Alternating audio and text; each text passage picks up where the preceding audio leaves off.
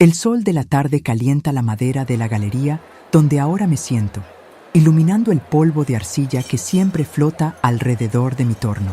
Desde aquí, con las manos manchadas de tierra húmeda y la vista puesta en los limoneros que planté la primera semana de mi regreso, el pasado parece una película ajena, proyectada en una pared muy distante. Sin embargo, hay sonidos que el tiempo no logra silenciar por completo. A veces, cuando el viento se detiene y la casa queda en silencio absoluto, todavía escucho el golpe seco de aquel cuaderno contra el fondo del basurero y el eco de su voz retumbando en la cocina inmaculada. Aquí se come gourmet, no tus porquerías de pobre.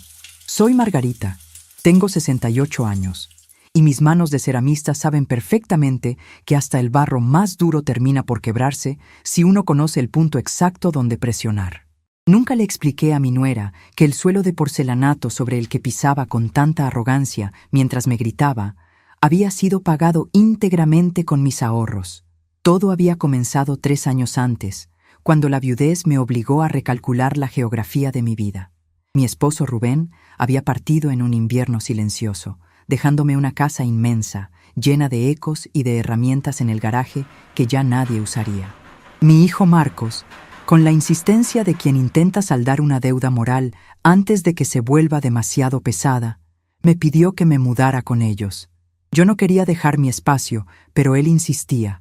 Decía que la casa de la capital era grande, que el cuarto de huéspedes del primer piso tenía vista al jardín, que Sebastián, mi nieto de apenas 4 años, necesitaba a su abuela cerca. Valeria, mi nuera, secundó la invitación con una sonrisa que no le llegaba a los ojos y frases prefabricadas sobre la importancia de la familia. Acepté porque el silencio de mi hogar se había vuelto ensordecedor y porque creí, con la ingenuidad que a veces nos ataca en la vejez, que el amor por mi hijo sería suficiente puente para cruzar cualquier diferencia. El error de cálculo fue evidente desde la primera semana. La casa de Marcos y Valeria no era un hogar. Era una sala de exhibición. Todo estaba medido, calculado y expuesto para impresionar a visitas que rara vez llegaban. Valeria era una mujer que vivía para la superficie de las cosas. Las encimeras de la cocina eran de un cuarzo blanco inmaculado que parecía gritar si alguien apoyaba una taza de té sin un posavasos. Los muebles del salón tenían ángulos rectos y telas frías. No había fotografías familiares en las paredes, sino láminas abstractas que combinaban con las alfombras. En ese ecosistema esterilizado, yo era un elemento discordante. Mi ropa de algodón, mis zapatos cómodos, mis hábitos de levantarme al amanecer para preparar el desayuno. Todo en mí chocaba con la estética de revista que ella intentaba mantener. Mi estrategia fue la invisibilidad. Una mujer que ha moldeado arcilla durante 4 décadas sabe que la mejor manera de sobrevivir en un entorno hostil es adaptarse al molde sin perder la consistencia. Empecé a ocupar los espacios vacíos. Cuando ellos dormían, yo barría las hojas del patio. Cuando Valeria pasaba horas en su estudio, fingiendo administrar un negocio de decoración que solo generaba deudas, yo lavaba la ropa, planchaba las camisas de Marcos y ordenaba los juguetes de Sebastián. Me convertí en el engranaje silencioso que permitía que su teatro de perfección siguiera funcionando. Nunca pedí las gracias, ni esperaba recibirlas. El problema no era el trabajo, el problema era la comida. Para Valeria, la alimentación era una cuestión de estatus. La nevera estaba siempre llena de frascos con etiquetas en otros idiomas, vegetales exóticos que se marchitaban antes de ser usados, y bandejas de comida preparada que costaban lo mismo que el mercado de una semana entera. Sin embargo, a mitad de mes, cuando las tarjetas de crédito de Marcos llegaban a su límite y la tensión en la casa se podía cortar con un cuchillo, las cajas de entrega a domicilio dejaban de llegar. Era entonces cuando mi viejo cuaderno de recetas entraba en acción. Aquel cuaderno era una extensión de mi propia historia. Tenía las tapas de cartón azul gastado, los bordes deshilachados por el uso y las páginas manchadas con gotas de aceite, salpicaduras de salsa y el tiempo mismo. Allí estaban las letras redondas de mi madre, las anotaciones apresuradas de Rubén en los márgenes, sugiriendo un poco más de pimienta, y mis propias correcciones a lo largo de las décadas. Era un mapa de supervivencia. Con ese cuaderno, yo podía transformar un corte de carne barato, unas cuantas papas y unas zanahorias en un guiso que llenaba la casa de un calor que a ellos les faltaba. A Sebastián le encantaba. El niño dejaba de lado los purés insípidos de quinoa que su madre le obligaba a comer y devoraba mis estofados, mis empanadas de horno, mis sopas espesas de los días de lluvia. Marcos, en sus momentos de debilidad, cuando el peso de mantener una vida que no podía pagar le bajaba las defensas, se servía 2 platos y me miraba con una gratitud muda que Valeria no soportaba.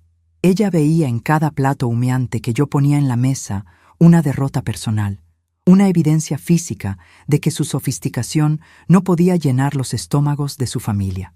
Durante meses, Valeria soportó mis comidas con comentarios pasivo-agresivos. Decía que mis platos tenían demasiado colesterol, que la harina refinada era un veneno, que el olor a cebolla frita se impregnaba en las cortinas del salón. Yo no respondía. Servía las porciones, limpiaba la cocina dejándola más brillante de lo que la había encontrado y me retiraba a mi habitación a leer. La confrontación directa nunca ha sido mi estilo. Prefiero observar, acumular datos, entender cómo funciona la estructura antes de decidir si vale la pena sostenerla o dejarla caer.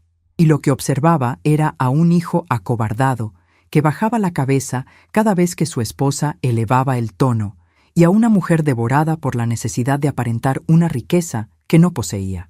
La situación llegó a su límite un jueves de noviembre. El clima había cambiado drásticamente. Un viento helado golpeaba las ventanas de vidrio doble, y Sebastián había amanecido con fiebre leve. Marcos se había ido temprano a la oficina con el rostro gris de las preocupaciones financieras. El día anterior, yo había escuchado sin querer una discusión a puertas cerradas. El banco había rechazado la refinanciación de un préstamo, y la cuota del colegio bilingüe de Sebastián estaba atrasada. Había una tensión eléctrica en el pasillo, ese tipo de silencio espeso que precede a las grandes tormentas. Decidí preparar algo especial. Fui al mercado del barrio, caminando 10 cuadras bajo el frío para no gastar en taxis, y compré los ingredientes exactos para hacer el pastel de carne que Rubén adoraba y que a Marcos, de niño, le curaba cualquier tristeza. Era una receta laboriosa.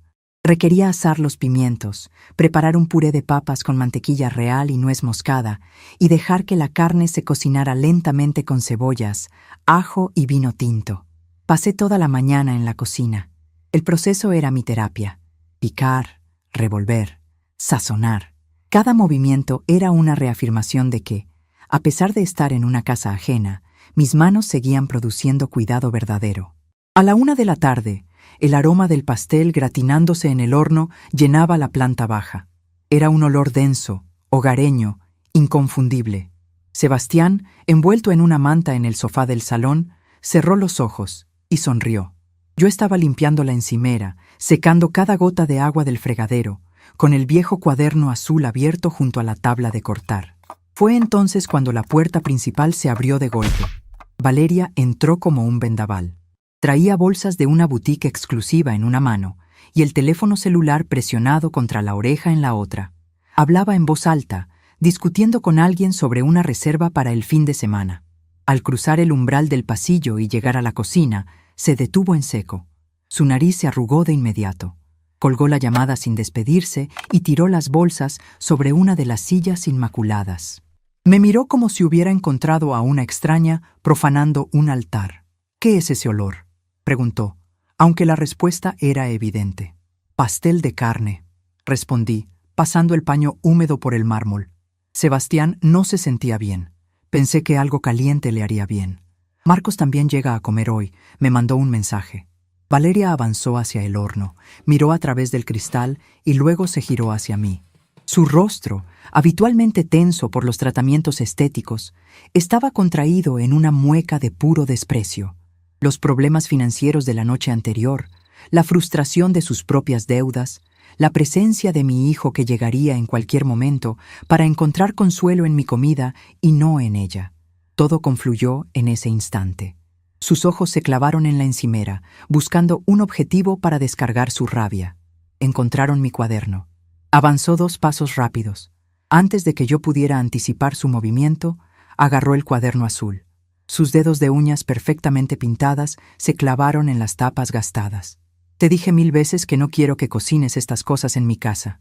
Su voz no era un grito histérico, sino un siseo venenoso, cargado de una crueldad calculada. Te pedí que respetaras mis reglas. Esta es mi cocina. Es solo un almuerzo, Valeria, dije, manteniendo el tono neutral. Mi pulso no se aceleró. La miré a los ojos con la calma de quien ha visto tormentas peores. No es solo un almuerzo.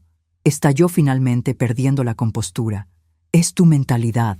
Es esta costumbre tuya de llenar mi casa de olores a pensión barata. Aquí se come gourmet, no tus porquerías de pobre. Con un movimiento brusco, alzó el brazo y arrojó el cuaderno. Las páginas revolotearon un segundo en el aire antes de estrellarse contra el fondo del gran cubo de basura de acero inoxidable que estaba junto a la puerta trasera. El sonido fue definitivo. El golpe seco de las recetas de mi madre, de las notas de mi esposo, cayendo sobre los restos del café de la mañana y los envoltorios plásticos que Valeria tanto amaba. El silencio que siguió fue absoluto. Sebastián, desde el sofá, nos miraba con los ojos muy abiertos, asustado por la violencia repentina. Yo no me moví. Me quedé de pie junto al fregadero, sosteniendo el paño húmedo. No sentí ganas de llorar. No sentí indignación. Lo que sentí fue una claridad absoluta, fría y cristalina, descendiendo sobre mí como un telón. Ese cuaderno era el último hilo que me ataba a la ilusión de que podíamos ser una familia. Al tirarlo a la basura, Valeria no solo había desechado papel y tinta, había cancelado mi obligación moral de seguir protegiéndolos de su propia realidad. Un minuto después, escuché la llave girar en la cerradura. Marcos entró. Se quitó el abrigo en el recibidor, frotándose las manos por el frío. Al llegar a la cocina, la escena debió parecerle extraña. Su esposa respiraba agitada, con el rostro enrojecido, de pie en el centro del espacio. Yo estaba inmóvil frente a la encimera. El aroma del pastel de carne seguía llenando el aire, creando un contraste absurdo con la tensión palpable. «¿Qué pasa?», preguntó Marcos, mirando de Valeria a mí. Valeria se cruzó de brazos. «Pasa que tu madre no entiende que esta es mi casa y que aquí se siguen mis reglas. Le he tirado esa libreta asquerosa a la basura. Estoy harta de que convierta mi cocina en un comedor de caridad». Marcos palideció. Su mirada viajó desde el rostro de su esposa hasta el cubo de basura, y luego se posó en mí. En sus ojos vi el conflicto. Vi al niño que quería defender a su madre, y vi al hombre débil que estaba aterrorizado de desatar la furia de su mujer. Abrió la boca para decir algo, quizás para intentar mediar, quizás para pedirle a Valeria que se calmara, pero antes de que pudiera pronunciar una sola palabra, Valeria lo cortó. «No te atrevas a defenderla, Marcos. Si no le gusta cómo vivimos, ya sabe dónde está la puerta». Marcos cerró la boca.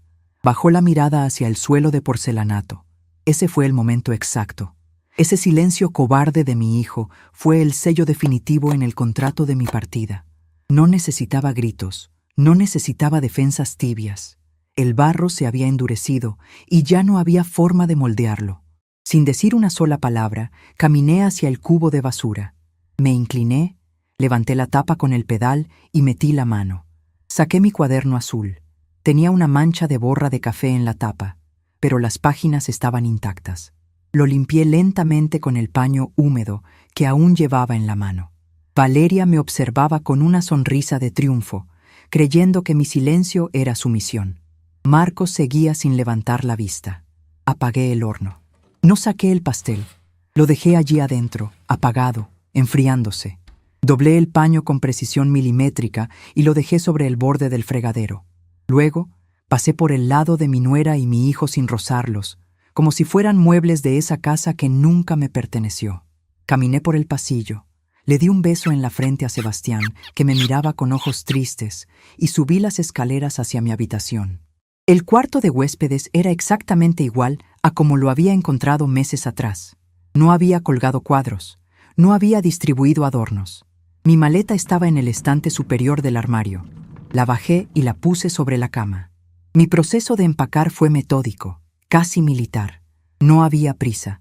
Doblé mis faldas de algodón, mis suéteres de lana, mis zapatos cómodos. Coloqué el cuaderno azul en el fondo, protegido entre dos camisas, como lo que realmente era, mi patrimonio más valioso. Mientras cerraba la cremallera de la maleta, mi mente trabajaba con la precisión de un reloj. Valeria había dicho que esa era su casa. Marcos había guardado silencio porque creía que, efectivamente, la ilusión de estabilidad que mantenían dependía de que Valeria estuviera contenta. Ambos vivían bajo una ficción sostenida por secretos que yo había jurado llevarme a la tumba por amor a mi hijo. Pero el amor, cuando no es recíproco, deja de ser un escudo y se convierte en una herramienta. Fui hasta la pequeña mesa de noche. Abrí el cajón inferior. Allí, dentro de una funda de plástico transparente, guardaba mis documentos personales, mi pasaporte, mi documento de identidad y una pequeña carpeta con papeles bancarios. Extraje un papel en particular. Era un recibo bancario amarillo, antiguo, impreso en papel carbónico, de esos que los bancos ya casi no emiten. La tinta estaba un poco descolorida, pero los números y los nombres eran perfectamente legibles. Era el comprobante de una transferencia bancaria internacional. El monto era exacto, el valor total de la cuota inicial y el saldo de la hipoteca de la casa en la que estábamos parados. 2 años atrás, cuando el negocio de decoración de Valeria quebró por primera vez y el banco amenazó con embargar la propiedad, Marcos había venido a mí, llorando en secreto. Me rogó que Valeria nunca se enterara de que su estilo de vida estaba a punto de colapsar por sus propios errores. Yo había liquidado los ahorros de toda la vida de Rubén, el dinero que él había juntado trabajando doble turno durante 30 años, y había transferido los fondos directamente a la cuenta del banco acreedor para saldar la deuda de la casa. Valeria siempre creyó que Marcos había recibido un bono extraordinario de la empresa por su rendimiento. Marcos construyó su matrimonio sobre esa mentira, y yo la sostuve para no humillarlo. Tomé el recibo amarillo. Su textura áspera entre mis dedos me dio una sensación de anclaje. No era un documento legal que me diera la propiedad de la casa. Legalmente, la casa estaba a nombre de ellos. No podía desalojarlos, ni quería hacerlo. No me interesaban los ladrillos ni el mármol. Me interesaba la verdad. Me interesaba el peso aplastante de la realidad cayendo sobre el castillo de naipes. Tomé mi bolso de mano, me colgué el abrigo y agarré el asa de la maleta. Las ruedas giraron sobre el suelo de madera de la habitación, haciendo un ruido sordo que resonó en el pasillo. Bajé las escaleras lentamente. El peso de la maleta era mínimo comparado con la ligereza que sentía en el pecho. Cada escalón era un desprendimiento. Al llegar a la planta baja, escuché murmullos en el salón. Marcos y Valeria estaban discutiendo en voz baja. Supuse que ella le estaba exigiendo que me obligara a pedirle disculpas, o que él le estaba rogando que fuera más comprensiva. No importaba. Entré al comedor principal, la habitación contigua a la cocina. La mesa de caoba estaba puesta para 2, con los manteles individuales de hilo que Valeria insistía en usar todos los días. Caminé hacia el lugar de Valeria. Tomé el recibo amarillo, lo desdoblé para que quedara perfectamente liso y lo coloqué exactamente en el centro de su mantel. Luego, tomé su plato de porcelana, pesado y pretencioso, y lo puse encima, cubriendo la mitad del papel. El logo del banco, la fecha, el monto de la deuda saldada y mi nombre como remitente de los fondos quedaban asomando justo debajo del borde dorado del plato. Una evidencia moral, silenciosa e irrefutable. Un espejo implacable que reflejaba quién había pagado realmente por el suelo sobre el que ella creía reinar. Salí del comedor y caminé hacia la puerta principal. Marcos salió al pasillo al escuchar las ruedas de la maleta. Sus ojos se abrieron desmesuradamente. «Mamá, ¿qué haces?», preguntó, dando un paso hacia mí. Su voz temblaba. Valeria apareció detrás de él, cruzada de brazos. Su expresión pasó de la sorpresa momentánea a una sonrisa contenida de satisfacción. Creía que había ganado. Creía que mi partida era su victoria definitiva. «Me voy a mi casa, Marcos», dije, ajustando la bufanda alrededor de mi cuello. No había rencor en mi tono, solo una firmeza absoluta. «Pero no puedes irte así. Está lloviendo. Deja que hablemos». Valeria no quiso. Valeria dijo exactamente lo que quería decir. Lo interrumpí. No elevé la voz. No era necesario. Y tú hiciste exactamente lo que querías hacer. No hay nada que hablar. El pastel está en el horno, apagado. Abrí la puerta principal. El viento frío me golpeó el rostro, trayendo consigo el olor a asfalto mojado y a hojas secas. Era el olor de la libertad.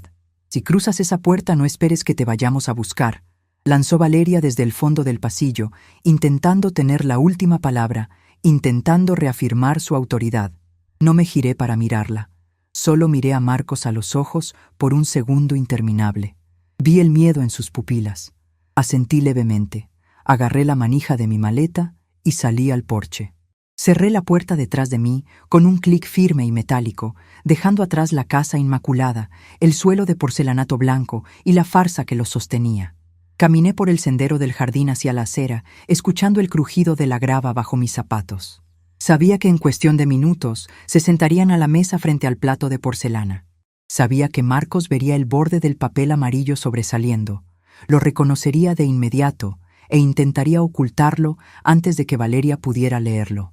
Pero también sabía, con la certeza absoluta que da la vejez, que Valeria era demasiado controladora para dejar pasar un detalle fuera de lugar en su mesa perfecta. Ese recibo amarillo bajo el plato no los echaría a la calle.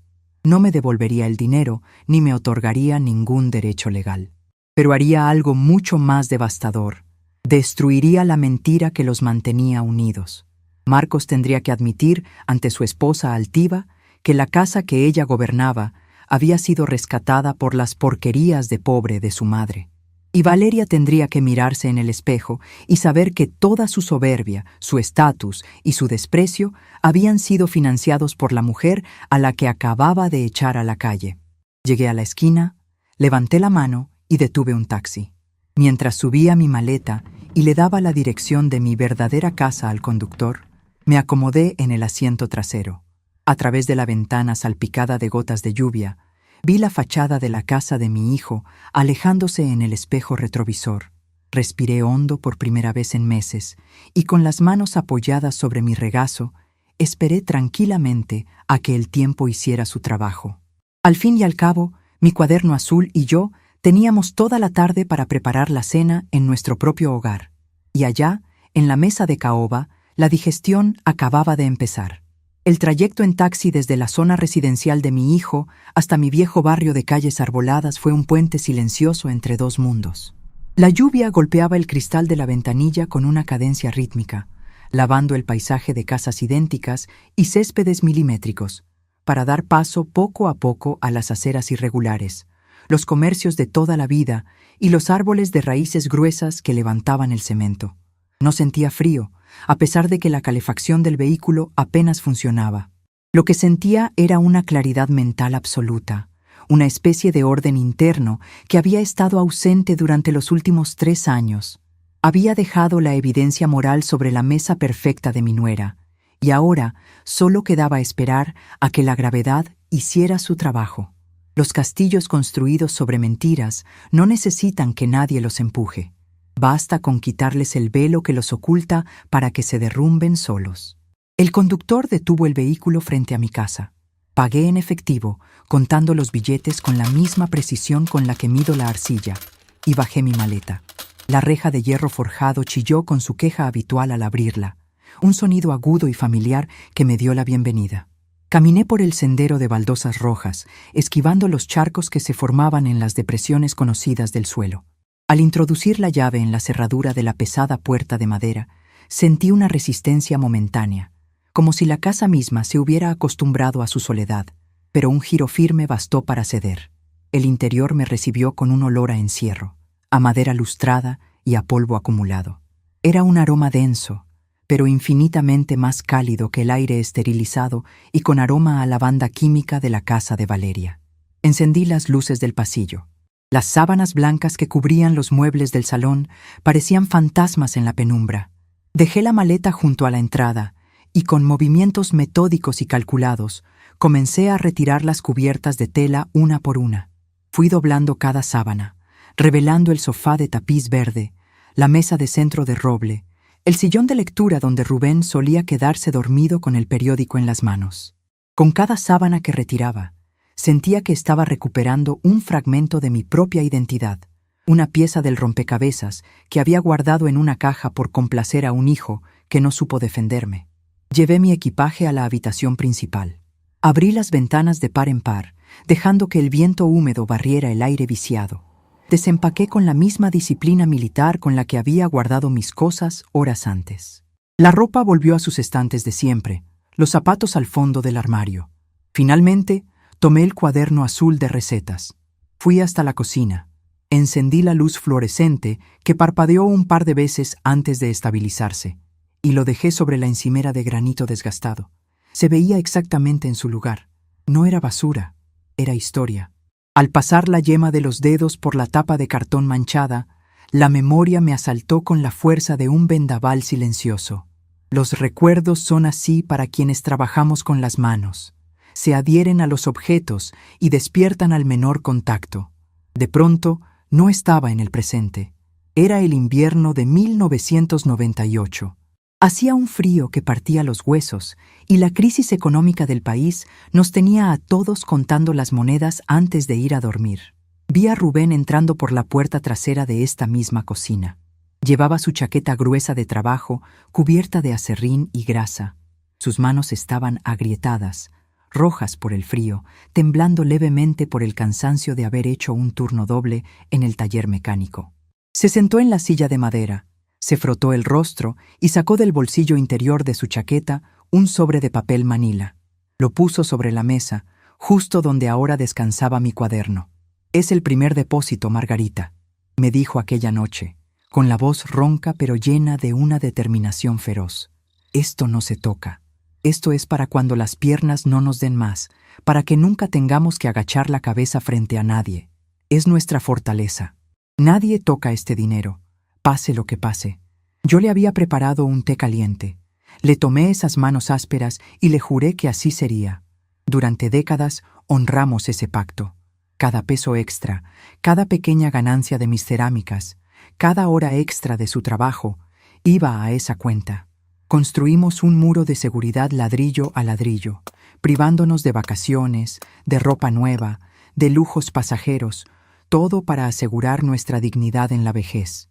Y sin embargo, cuando Marcos llegó llorando hace 2 años, aterrorizado por perder su casa de revista y ser humillado ante la mujer que había elegido, yo rompí ese juramento. Tomé el sacrificio de toda la vida de su padre y lo transferí para salvar una fachada de mentiras. El recibo amarillo que había dejado bajo el plato de Valeria era el fantasma de ese dinero, la prueba física de mi traición a Rubén por un amor de madre que fue correspondido con silencio y desprecio. La culpa me había pesado durante meses, pero ahora, al recordar la mirada exhausta de mi marido, la culpa se transformó en una resolución fría y dura como el acero. Ya no habría más concesiones. La deuda moral estaba cobrada. La noche transcurrió sin interrupciones. Dormí con la pesadez de quien ha caminado kilómetros con una carga insoportable en la espalda y finalmente la suelta en el suelo. A la mañana siguiente, me levanté al amanecer, como ha sido mi costumbre toda la vida. Preparé café en mi vieja cafetera de aluminio, dejando que el aroma amargo y fuerte inundara la casa, expulsando los últimos vestigios del encierro. A las 9 en punto, escuché golpes secos en la puerta principal. No era el timbre, sino los nudillos impacientes de alguien que sabía que yo estaba despierta. Me limpié las manos en el delantal y fui a abrir. Era Miriam, mi vecina de toda la vida, dueña de la panadería a 3 calles de aquí. Una mujer de 65 años, con la lengua afilada y el corazón blindado.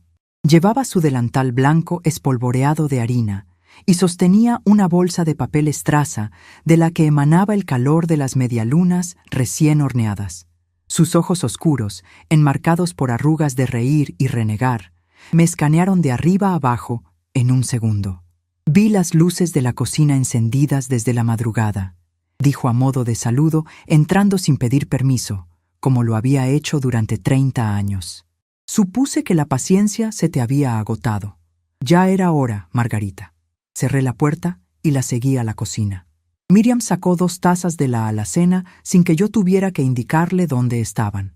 Sirvió el café que aún humeaba y vació las medialunas en un plato. Nos sentamos a la mesa. No necesité contarle los detalles humillantes. Ella sabía que me había ido a vivir con Marcos por obligación moral y sabía que no era mi lugar. «No voy a volver, Miriam», dije simplemente, tomando un sorbo del café oscuro. El molde se rompió. Miriam asintió lentamente, masticando un trozo de pan. Su expresión se volvió más seria, adoptando ese tono confidencial que usaba cuando tenía información precisa. «Hiciste bien en salir de ahí antes de que el barco termine de hundirse del todo», comentó, apoyando los codos en la mesa. «Porque se está hundiendo rápido, Margarita. Y no hablo solo de los modales de tu nuera». La miré, esperando que continuara. Mi mente analítica se preparó para recibir los datos. «Mi sobrino Julián trabaja en la distribuidora de muebles importados del centro», explicó Miriam, bajando la voz. «Ayer me contó que el negocio de decoración de tu nuera tiene las cuentas bloqueadas. Intentaron pagar un lote de lámparas de diseño con un cheque a nombre de la empresa de Valeria y rebotó, sin fondos. Julián me dijo que el gerente llamó furioso, amenazando con acciones legales porque es el tercer cheque que les devuelve el banco este mes. Procesé la información en silencio. Las piezas encajaban perfectamente. La tensión de los últimos días en aquella casa, los gritos a puertas cerradas, la furia desmedida de Valeria contra mi cuaderno de recetas. No era solo el desprecio por mis costumbres, era la desesperación de una mujer cuyo teatro de riqueza estaba colapsando frente a sus ojos y necesitaba desesperadamente culpar a alguien de su propia miseria. «Están ahogados», dije, más para mí misma que para Miriam. «Hasta el cuello», confirmó ella. «Por eso te digo que hiciste bien en poner distancia. Esa clase de gente, cuando se queda sin dinero para aparentar, empieza a morder a los que tienen cerca». Apenas Miriam terminó la frase, el viejo teléfono de disco de la pared de la cocina comenzó a sonar. El timbre agudo y mecánico sobresaltó el silencio del ambiente. Miriam me miró, arqueando una ceja. Ambas sabíamos quién era. Me levanté despacio, sin apresurar el paso, y descolgué el auricular. «¿Hola?», respondí con voz neutral. «Mamá». La voz de Marcos llegó al otro lado de la línea, distorsionada por la estática y por un temblor evidente que no lograba disimular. «Mamá, por favor, dime que esto es una locura. Dime que no te fuiste en serio. Estoy en mi casa, Marcos, preparando el desayuno con Miriam. ¿Qué necesitas?». Mi tono era clínico, desprovisto del consuelo maternal que él estaba buscando. Hubo un silencio pesado, seguido del sonido de una respiración agitada. Se notaba que estaba encerrado en alguna habitación, hablando en susurros para no ser escuchado. «Es Valeria», murmuró, la desesperación filtrándose en cada sílaba. «Vio el recibo, mamá, el recibo amarillo que dejaste bajo su plato». Enloqueció. Empezó a gritar que era una falsificación, que tú estabas tratando de volverme en su contra, que era una manipulación de vieja resentida. Tiró la vajilla al suelo. Sebastián no paraba de llorar. Cerré los ojos un instante. La imagen mental era clara, pero mi pulso no se alteró. Había calculado esta reacción. Sabía que la soberbia, al enfrentarse a la prueba irrefutable de su propia hipocresía, reaccionaría con violencia.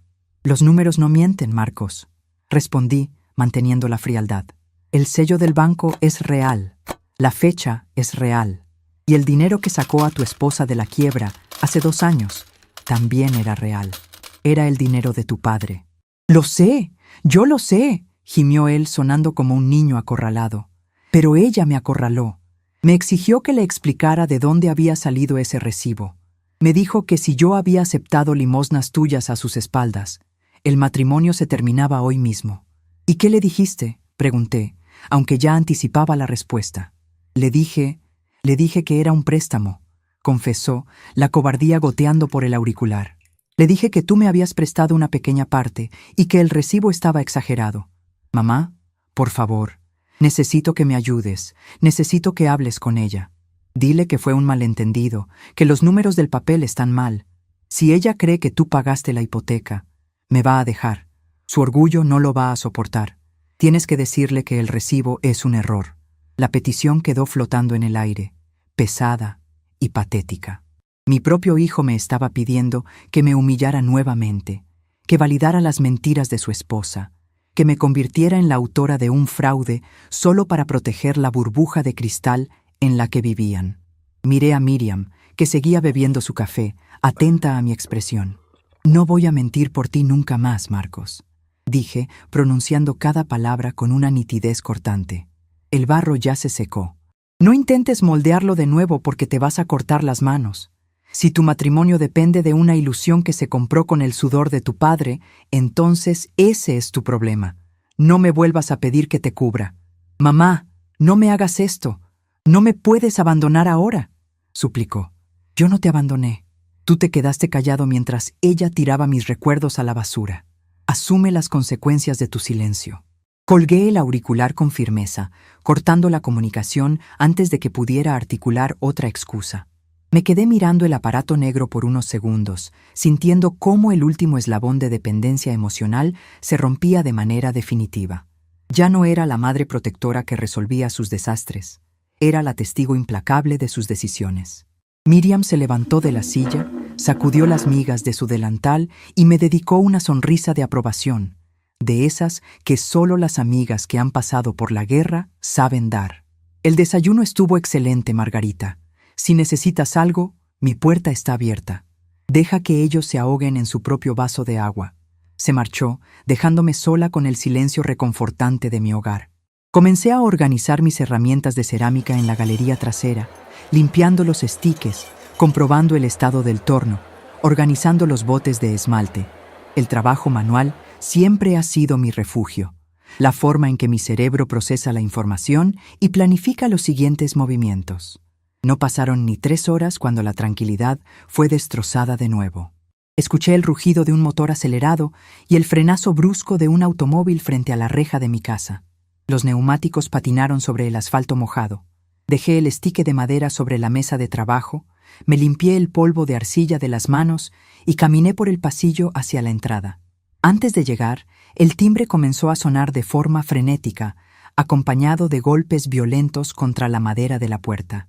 Abrí de golpe, sin mostrar la menor señal de sobresalto. Allí estaba Valeria. Su apariencia, habitualmente impecable, estaba descompuesta. Llevaba el mismo abrigo de diseño del día anterior, pero su cabello rubio estaba revuelto por el viento y el maquillaje alrededor de sus ojos delataba una noche sin dormir. En su mano derecha, arrugado por la presión de sus dedos, sostenía el recibo amarillo del banco. Sus ojos echaban chispas de furia pura y destilada. «¡Eres una víbora manipuladora!», gritó, sin importarle que los vecinos pudieran escucharla. Dio un paso hacia adelante, intentando invadir mi espacio, pero yo me planté firme en el umbral, bloqueando el paso. «Baja la voz, Valeria. Estás en la calle, no en tu pasillo», respondí con una frialdad clínica, cruzándome de brazos. Mi postura era un muro infranqueable. «Me importa un demonio dónde estoy», escupió, agitando el papel amarillo frente a mi rostro. «¿Qué te crees que es esto? ¿Crees que puedes dejar esta basura en mi mesa y salir huyendo como una cobarde?» Marcos ya me dijo la verdad. Me dijo que le prestaste unas cuantas monedas y ahora intentas falsificar papeles para hacerme creer que tú saldaste la hipoteca. Eres una vieja patética que no soporta que su hijo tenga una vida de nivel. Observé su desesperación. Mi mente, metódica y precisa, desarmó su ataque en fracciones de segundo. Estaba asustada. La historia de Marcos no la había convencido y había venido a buscar mi confirmación, esperando que yo me quebrara o me pusiera a la defensiva. En lugar de eso, la ataqué con la única arma contra la que su soberbia no tenía defensa: los datos exactos. El 24 de octubre de hace 2 años, comencé con un tono tan plano y monótono que la obligó a callarse para escuchar. El banco te notificó la ejecución hipotecaria. Debían el equivalente a $30,000 de saldo atrasado y penalizaciones. 2 días después, el 26 de octubre, tu negocio de decoración no pudo pagarle a la importadora de telas, generando una deuda adicional. El rostro de Valeria perdió parte de su color. Sus labios temblaron levemente, pero intentó mantener la mirada desafiante. Marcos vino a esta misma casa el 28 de octubre a las 10 de la noche. Continué, enumerando los hechos como si leyera un expediente. Yo fui al banco a la mañana siguiente. El número de folio de esa transacción que tienes justo ahí arrugado en tu mano derecha es el 04892. Puedes ir a la sucursal central y verificarlo con la gerencia.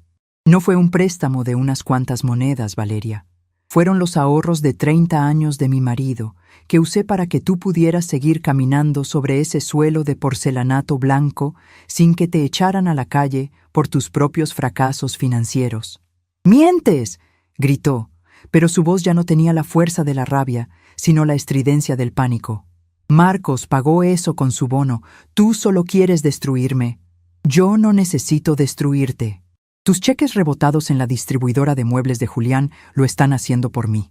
Solté la información que Miriam me había dado apenas unas horas antes. El golpe fue devastador. Valeria retrocedió un paso, como si la hubiera abofeteado físicamente.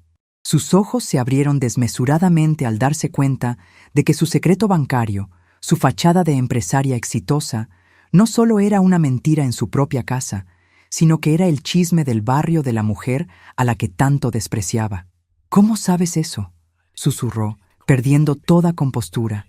«Porque a diferencia de ti, yo sí sé quiénes son las personas que me rodean. Conozco a los vecinos, conozco a los comerciantes. Tú vives en una caja de cristal vacía, Valeria, y la caja se acaba de romper». La humillación la consumió por completo.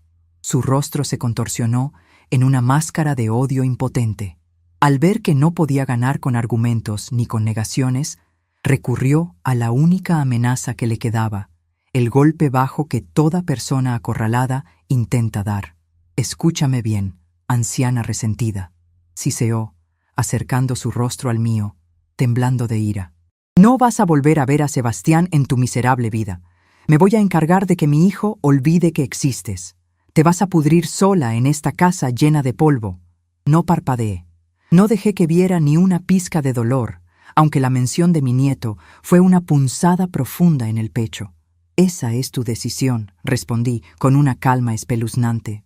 «Pero recuerda cada vez que le sirvas una de tus comidas gourmet, que la mesa donde come, el techo que lo cubre y la cama donde duerme, existen porque mis manos manchadas de tierra pagaron por ellos. Ahora vete de mi propiedad». Le cerré la puerta en la cara antes de que pudiera articular otra palabra. Escuché cómo golpeó la madera una vez más con el puño cerrado, antes de darse la vuelta, caminar a zancadas hacia su automóvil, arrancar el motor y alejarse a toda velocidad. Me quedé de pie en el pasillo, respirando hondo. La amenaza sobre Sebastián era real, pero yo sabía que la guerra no había hecho más que empezar. Caminé de regreso a mi habitación y abrí el cajón de la mesa de noche donde había guardado la carpeta del banco. Valeria pensaba que aislarme de mi nieto era su máxima venganza, pero su desesperación financiera la volvía predecible. Revisé mis documentos. Había algo que Marcos había olvidado en su pánico. Hace un año, bajo el pretexto de emergencias médicas, él me había convencido de darle una tarjeta de crédito adicional vinculada a mi cuenta de ahorros secundaria, donde depositaba mi pensión. Sabía que él la usaba para pequeños gastos encubiertos que no podía justificar ante Valeria. Tomé mi teléfono celular. Busqué en la agenda el contacto directo de mi sucursal bancaria. Marqué el número, esperando pacientemente a que me atendieran. Banco Central, sucursal norte. «Habla Liliana. ¿En qué puedo ayudarle?», respondió una voz formal y educada. «Hola, Liliana». «Habla Margarita», dije, acomodándome en el borde de la cama, mirando los árboles a través de la ventana. «Necesito cancelar inmediatamente la tarjeta adicional a nombre de mi hijo, Marcos, y quiero bloquear cualquier transferencia de mi cuenta secundaria que no sea autorizada en persona por mí». «Por supuesto, señora Margarita. Procedo con la cancelación por robo o extravío», empezó a decir la empleada. «No», la interrumpí asegurando cada palabra.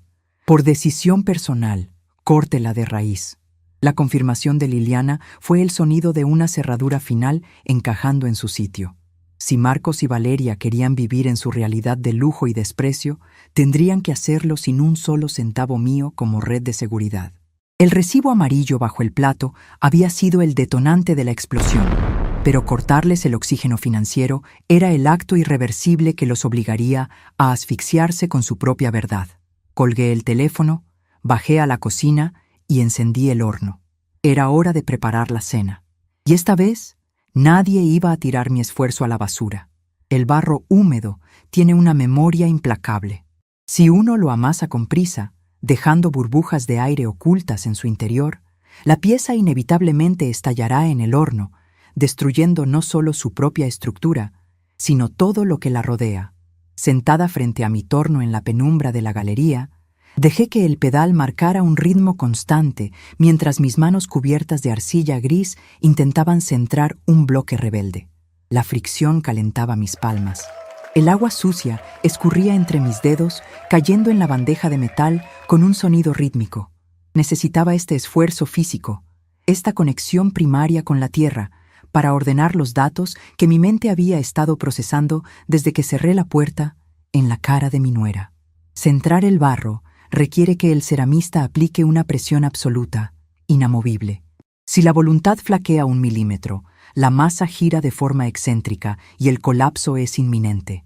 Mientras empujaba con la base de mi mano derecha, forzando a la arcilla a encontrar su eje, una imagen se proyectó en el fondo de mi mente con la nitidez de una fotografía recién revelada. Fue el primer destello de una verdad que me había negado a ver durante décadas. Ocurrió cuando Marcos tenía 12 años. Era una tarde de verano, de esas en las que el calor derretía el asfalto de nuestro barrio. Un estruendo de cristales rotos interrumpió la siesta. Marcos había lanzado una piedra con su honda, destrozando el ventanal principal del taller de tapicería de la calle paralela. Cuando el dueño salió furioso a la acera, mi hijo no corrió. Se quedó paralizado, y cuando le preguntaron, señaló con el dedo tembloroso a un niño de los bloques de viviendas sociales que pasaba por allí. El hombre le creyó a Marcos porque llevaba ropa limpia y zapatos de buena calidad, comprados con el sudor de su padre. Esa misma noche, Rubén encontró la honda escondida bajo el colchón de nuestro hijo. No hubo gritos. Mi esposo siempre fue un hombre de sentencias silenciosas. Tomó a Marcos por el brazo, lo llevó al taller de tapicería y pagó el cristal con el dinero que teníamos destinado para cambiar las cañerías de la cocina. Luego, durante 2 meses, obligó a Marcos a barrer el taller mecánico todas las tardes después de la escuela para devolver cada centavo. Yo recuerdo haber observado a mi hijo desde la ventana, llorando mientras empujaba la escoba. En aquel entonces, pensé que lloraba de arrepentimiento. Ahora, con la perspectiva fría que da el tiempo, me di cuenta de que Marcos nunca derramó una lágrima por el niño al que culpó falsamente, ni por el dinero de su padre. Lloraba porque sus manos se estaban ensuciando. Lloraba porque el escudo protector de su mentira había fallado. Esa fue la primera vez que vi la semilla de su cobardía, y como una ceramista inexperta, decidí cubrir la grieta con barniz en lugar de reparar la estructura. Detuve el torno. La pieza estaba perfectamente centrada, pero la destruí con un golpe de mi puño, aplastando el cilindro perfecto hasta convertirlo en una masa amorfa. Limpié mis manos en un trapo viejo y entré a la casa. La mañana siguiente amaneció cubierta de una neblina espesa que se adhería a las ventanas de la cocina como un velo húmedo. El reloj de pared marcaba las 7:15. Preparé mi café negro, fuerte y sin azúcar, y me senté a la mesa con una libreta de notas de tapa dura.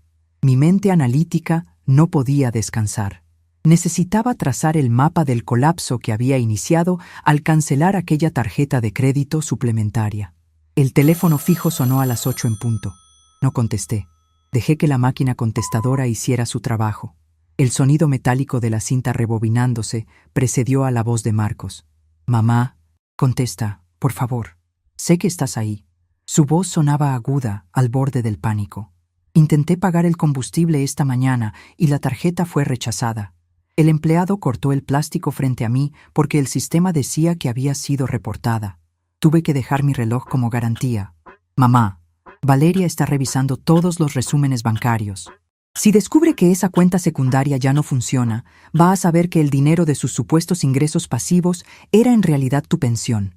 Me va a destruir. Tienes que habilitarla de nuevo. Solo un mes más. Te lo ruego». El mensaje terminó con un clic patético. Anoté la hora y el contenido del mensaje en mi libreta. 8:03. Tarjeta retenida. Humillación pública en la gasolinera. El sistema estaba funcionando exactamente como lo había calculado. No sentí placer en su sufrimiento, pero tampoco sentí la urgencia protectora que me había esclavizado durante tantos años. Solo sentía la satisfacción aséptica de quien observa una ecuación matemática resolverse correctamente. A las 10, Me puse mi abrigo de lana hervida y caminé hacia el mercado del barrio.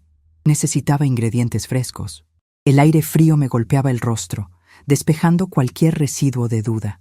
Las calles de mi vecindario bullían de actividad. Aquí no había silencio esterilizado ni sonrisas falsas. Había gritos de vendedores, olor a pan horneado y el ruido constante de la vida real. Entré a la carnicería de Vicente, un local de azulejos blancos inmaculados y vitrinas refrigeradas que mostraban cortes de carne de un rojo brillante. Vicente, un hombre corpulento de 50 años, con un delantal manchado de sangre y manos gruesas como palas, levantaba la vista de la sierra eléctrica y me sonrió con franqueza. «Doña Margarita, qué alegría verla de nuevo por el barrio». Miriam me dijo que había vuelto para quedarse. «Así es, Vicente. El aire del centro estaba demasiado contaminado para mis pulmones», respondí, apoyando las manos sobre el mostrador de acero inoxidable. «Necesito un corte bueno para estofado. 3 kilos de aguja, por favor». Mientras Vicente envolvía la carne en papel encerado, bajó la voz, adoptando ese tono confidencial que en los barrios tradicionales significa que la información es verificada y certera. «No quiero ser entrometido, doña Margarita, pero ayer por la tarde hubo un escándalo en la clínica pediátrica del doctor Castañeda. Mi cuñada trabaja allí en la recepción. Me contó que su hijo Marcos llegó con el niño para una consulta de rutina. Cuando fue a pagar el copago con una tarjeta, la máquina la rechazó 3 veces. Mi cuñada dijo que Marcos se puso pálido como un papel.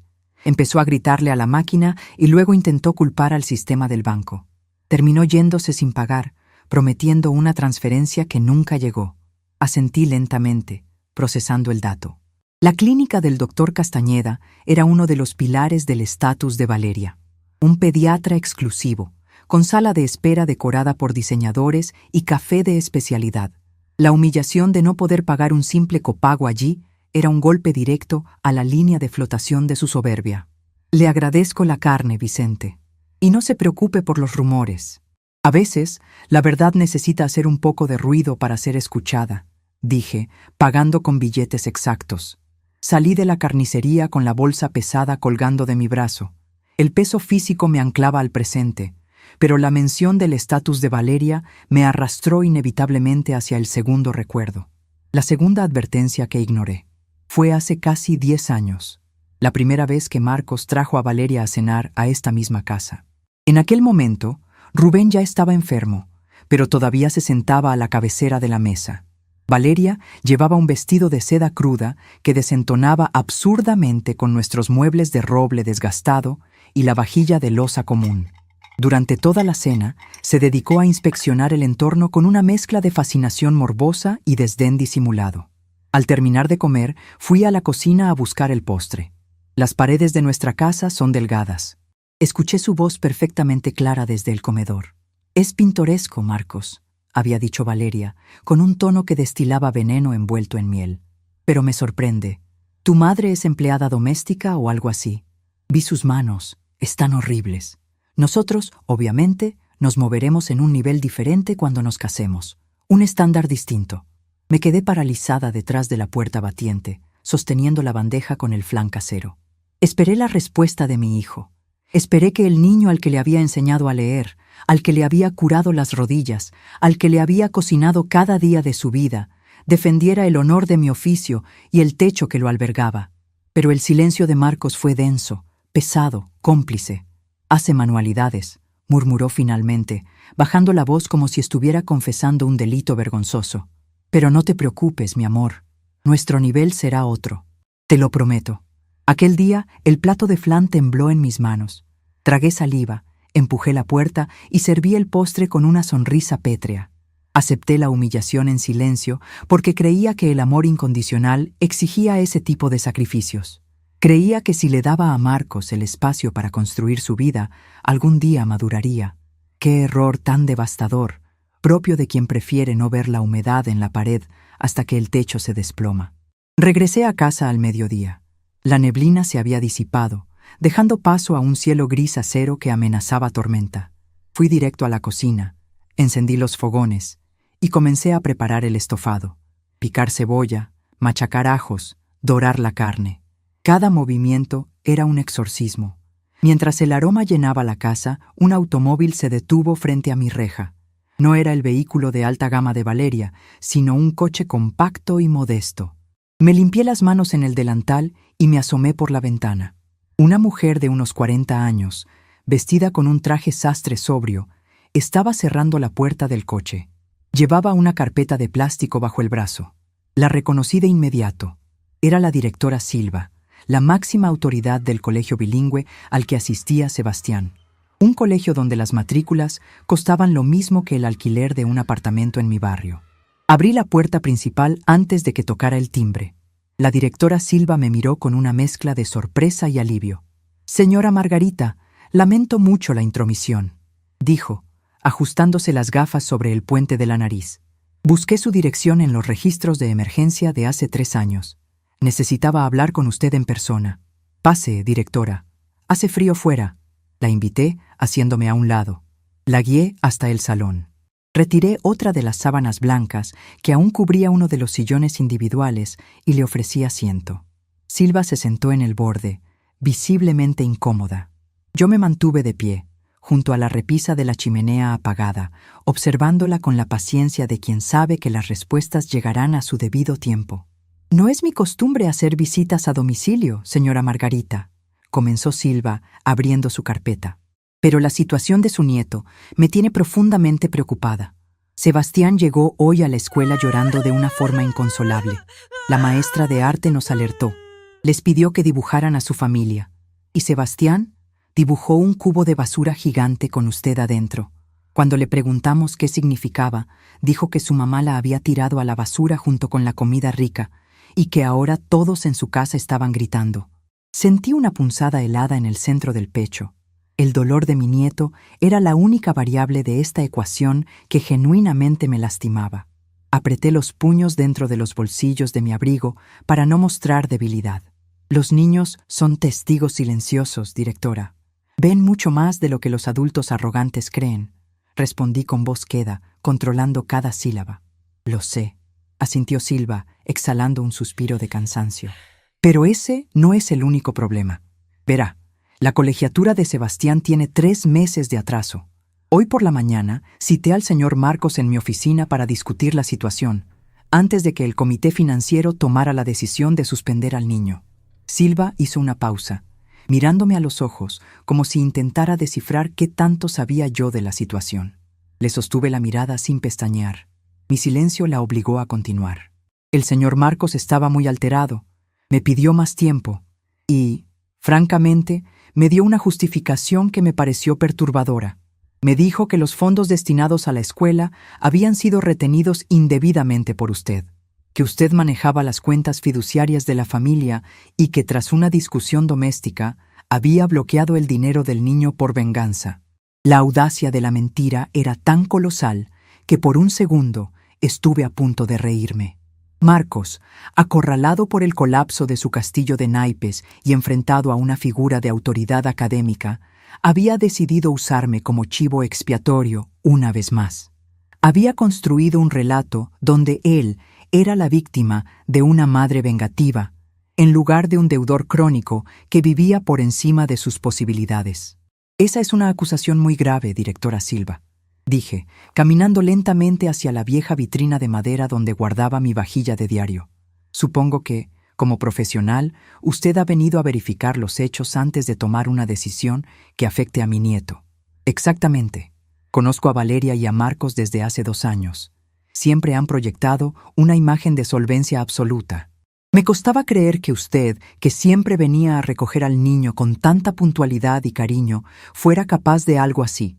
Pero como directora necesito hechos». «Los hechos son obstinados», murmuré. Fui hasta mi habitación. Abrí el cajón de la mesa de noche y saqué la carpeta de plástico con mis documentos bancarios. Extraje una copia de seguridad que había hecho del recibo amarillo original, junto con el historial de transferencias de la cuenta donde Rubén y yo guardábamos nuestros ahorros. También tomé el comprobante de cancelación de la tarjeta suplementaria. Regresé al salón y deposité los papeles sobre la mesa de centro, justo frente a la directora Silva. «Léalos cuidadosamente, por favor», indiqué, sentándome en el sofá frente a ella. Silva tomó los documentos. Sus ojos escanearon rápidamente las cifras, las fechas, los conceptos de las transferencias. Vi cómo su expresión cambiaba gradualmente de la preocupación a la estupefacción. El recibo hipotecario cancelado con fondos de mi cuenta. El historial de pequeñas inyecciones de capital a la empresa de Valeria para cubrir cheques sin fondos en los últimos 12 meses. Y, finalmente, el resumen de la tarjeta suplementaria que Marcos usaba pagada íntegramente con mi pensión de viudez. «Dios santo», susurró Silva, dejando caer los papeles sobre la mesa. «Usted los ha estado manteniendo todo este tiempo. La imagen, la casa, los gastos, todo era una ilusión financiada por usted. No manejaba ningún fondo fiduciario familiar, directora. Manejaba el sacrificio de mi difunto esposo. Y ayer decidí dejar de hacerlo. Marcos no tiene el dinero de la colegiatura porque sencillamente el dinero de la colegiatura siempre fue mío, y ya no estoy dispuesta a pagar por el privilegio de ser tratada como basura en mi propia cara». Silva se quitó las gafas y se frotó los ojos. La credencial de autoridad que ostentaba se rindió por completo ante la evidencia moral que yacía sobre la mesa de roble. «Le pido mis más sinceras disculpas, señora Margarita. El nivel de cinismo del señor Marcos es inaceptable. El comité financiero se reunirá mañana. No habrá más prórrogas. Si no presentan un pago legítimo, Sebastián perderá su plaza. Es una lástima por el niño, pero el colegio no puede ser cómplice de un fraude familiar». La directora se levantó, me estrechó la mano con un respeto genuino y profundo, y se marchó. Cuando escuché el motor de su coche alejarse, me quedé sola en medio del salón. El estofado hervía a fuego lento en la cocina, llenando el espacio con un aroma que me resultaba amargamente reconfortante. Había expuesto la mentira ante una autoridad externa. Marcos había cavado su propia tumba al intentar difamarme frente a la directora. Sin embargo, mientras recogía los papeles de la mesa, supe que esto no era suficiente. El mecanismo de la humillación privada y los rebotes bancarios los estaba asfixiando, pero Valeria seguiría negando la realidad. Seguiría creyendo que podía mantener la fachada, aislar a Sebastián y salir ilesa de los escombros. Necesitaba un golpe final, un acto de exposición tan contundente que no dejara espacio para ninguna excusa. Y entonces, como un relámpago oscuro, llegó el tercer recuerdo, el más pesado, el que había enterrado en lo más profundo de mi memoria para poder seguir mirando a mi hijo a la cara. Era la habitación del hospital, la máquina de monitoreo cardíaco pitando con una lentitud agónica. Rubén estaba en la cama, consumido por la enfermedad, con la piel translúcida y las manos, aquellas manos fuertes de mecánico, reducidas a huesos y tendones. Yo estaba sentada a su lado, sosteniendo una de sus manos entre las mías. Marcos acababa de salir de la habitación después de una visita de 5 minutos, alegando que Valeria tenía una reserva en un restaurante y no podían llegar tarde. Rubén giró su cabeza hacia mí. Sus ojos oscuros, habitualmente llenos de calma, ardían con una lucidez febril y terrible. «Margarita», me dijo, con un hilo de voz que rasgaba el silencio de la sala. «No le des la llave, no le des el control. Marcos nació con un agujero en el pecho y su mujer se lo está llenando de veneno. Si les das 1 centímetro, van a vender hasta tus recuerdos para comprarse espejos nuevos. Prométemelo. Deja que se hundan solos o te arrastrarán al fondo con ellos». Yo lloré. Le besé los nudillos y le juré que me protegería, pero le mentí. Por compasión, por culpa maternal, rompí mi promesa el día que vacié la cuenta para salvar su casa. Valeria había tirado mi cuaderno azul a la basura pensando que solo contenía recetas grasientas y papel viejo. No sabía, ni Marcos recordaba, que en las últimas páginas de ese cuaderno Rubén había anotado meticulosamente el origen de cada peso ahorrado. Fechas de turnos dobles, trabajos de fin de semana, privaciones. El cuaderno no era un recetario. Era el testamento moral de nuestra dignidad. Era el registro exacto del sudor que Valeria despreciaba y que, irónicamente, había pagado la mesa donde ella comía. Fui a la cocina. Apagué el fuego bajo la olla del estofado. Tomé el viejo cuaderno azul de la encimera y lo abrí en las páginas finales. Allí estaban los números, la caligrafía apretada de mi esposo, la tinta azul resistiendo el paso de los años. Era la evidencia más pura, innegable y sagrada que poseía. El recibo amarillo bajo el plato había sido el aviso de demolición. El cuaderno sería la dinamita. Caminé hacia el calendario que colgaba junto a la nevera. Pasado mañana era sábado. El sábado, según había escuchado a Valeria gritar por teléfono el día que me echó, tenían organizado un gran almuerzo de aniversario en su jardín. Iban a recibir a los socios de la firma de arquitectura donde Marcos trabajaba como empleado subalterno, a las amigas del club de decoración de Valeria y a la familia de ella. 50 personas. El círculo social completo ante el cual pretendían mantener su imperio de cartón. El mismo círculo que Valeria intentaba impresionar a costa de nuestra sangre. Una estrategia comenzó a tomar forma en mi mente con la precisión de un bisturí. No usaría abogados. No enviaría notificaciones formales. La verdad solo tiene peso cuando se revela en el escenario adecuado, frente a los espectadores que el mentiroso más teme perder. Tomé un sobre grande de papel manila, idéntico al que Rubén usó hace tantas décadas para traer su primer ahorro. Metí las copias de los recibos bancarios y los comprobantes de la tarjeta suplementaria cancelada. Luego acaricié las tapas desgastadas de mi cuaderno azul. Lo coloqué junto al sobre. Mis manos de ceramista habían terminado de centrar el barro. Ahora era el momento de meter la pieza al horno y ver cómo la mentira estallaba por la presión de su propio vacío. Me senté en la silla de madera, crucé las manos sobre la mesa y en el silencio absoluto de mi hogar, esperé a que llegara el sábado. El sábado amaneció con un cielo despejado y brillante, una ironía climática, considerando la tormenta que yo llevaba entre las manos. Me levanté a la misma hora de siempre, pero esta vez no fui al torno de cerámica ni preparé masa para el pan. Me dediqué a arreglarme con una lentitud deliberada, aplicando la misma precisión que utilizo cuando lijo las asperezas de una pieza antes de meterla al horno. Elegí una falda de lana gris oscura y una blusa de algodón blanco. Prendas sencillas, impecablemente planchadas, con el olor limpio del jabón en barra que siempre he usado. Me coloqué un collar con una pieza de cerámica esmaltada en azul cobalto que Rubén me había regalado en nuestro 20º aniversario. No necesitaba disfraces de seda cruda ni joyas de diseñador para entrar en el campo de batalla. Mi armadura era la decencia de mi oficio. En la mesa de la cocina descansaban mis 2 armas, desprovistas de cualquier sello legal o firma notarial. Eran pura evidencia moral. A la izquierda, el sobre de papel manila con las copias de los comprobantes bancarios y el historial de la tarjeta suplementaria. A la derecha, mi viejo cuaderno azul. Pasé la mano sobre la tapa manchada de borra de café. Cada arruga en el cartón, cada doblez en las páginas, era un testimonio de resistencia silenciosa. Valeria había intentado convertir mi historia en basura, pero la basura de algunos es el cimiento exacto sobre el que otros construyen sus palacios de cristal. A las 12:30 del mediodía, escuché el claxon de la furgoneta de Miriam frente a mi reja. Habíamos acordado que ella me llevaría. «No vas a ir en taxi a tu propio ajuste de cuentas», me había dicho la noche anterior, con esa lealtad inquebrantable que no requiere contratos. Tomé mis documentos, cerré la puerta de mi casa y subí al asiento del copiloto. El olor a levadura y azúcar horneada llenaba la cabina de la furgoneta, proporcionando un anclaje familiar mientras nos adentrábamos en el tráfico.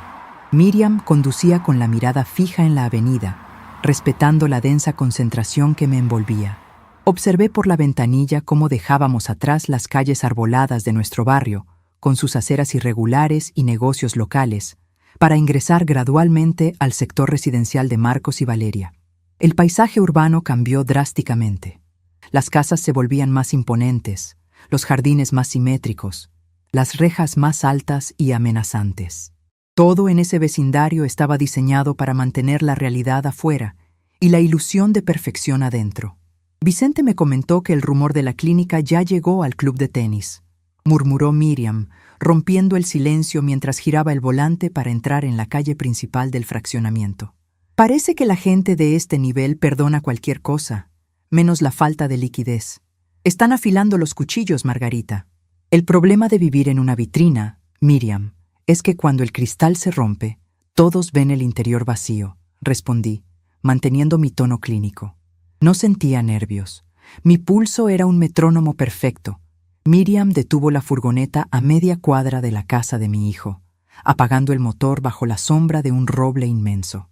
«Estacionaré aquí», dijo ella, apoyando las manos en el volante. «Si necesitas que entre a sacar a alguien por los pelos, solo dame una señal». «No será necesario», le aseguré, acomodando el cuaderno azul bajo mi brazo y sosteniendo el sobre manila con firmeza. «La verdad hará todo el trabajo pesado. Solo necesita el escenario correcto». Bajé del vehículo. El aire fresco del mediodía estaba impregnado con el aroma de un costoso asado y música de jazz suave que flotaba desde el patio trasero de la propiedad. Frente a la acera había una fila interminable de automóviles de lujo relucientes, estacionados con precisión milimétrica. Reconocí algunos de ellos por las anécdotas jactanciosas que Valeria solía contar en las cenas familiares. Estaba el Mercedes negro del socio principal de la firma de arquitectura de Marcos, el imponente SUV importado de los padres de Valeria, y una docena de vehículos que gritaban estatus, éxito y solvencia financiera. Caminé por el sendero de cemento alisado hacia la entrada principal. No toqué el timbre. Sabía que la puerta estaría sin seguro para permitir que los invitados circularan libremente, y además aún conservaba mi propia llave en el fondo del bolso. Empujé la pesada puerta de roble y entré al recibidor. La casa estaba decorada con arreglos florales exóticos que debieron costar lo mismo que la factura de luz de mi barrio entero durante un mes. El murmullo denso de 50 personas conversando, riendo y chocando copas de cristal provenía del inmenso jardín trasero. Me deslicé por el pasillo lateral hacia la cocina. Ese mismo espacio inmaculado de cuarzo blanco donde mi nuera había dictado mi sentencia de exilio días atrás.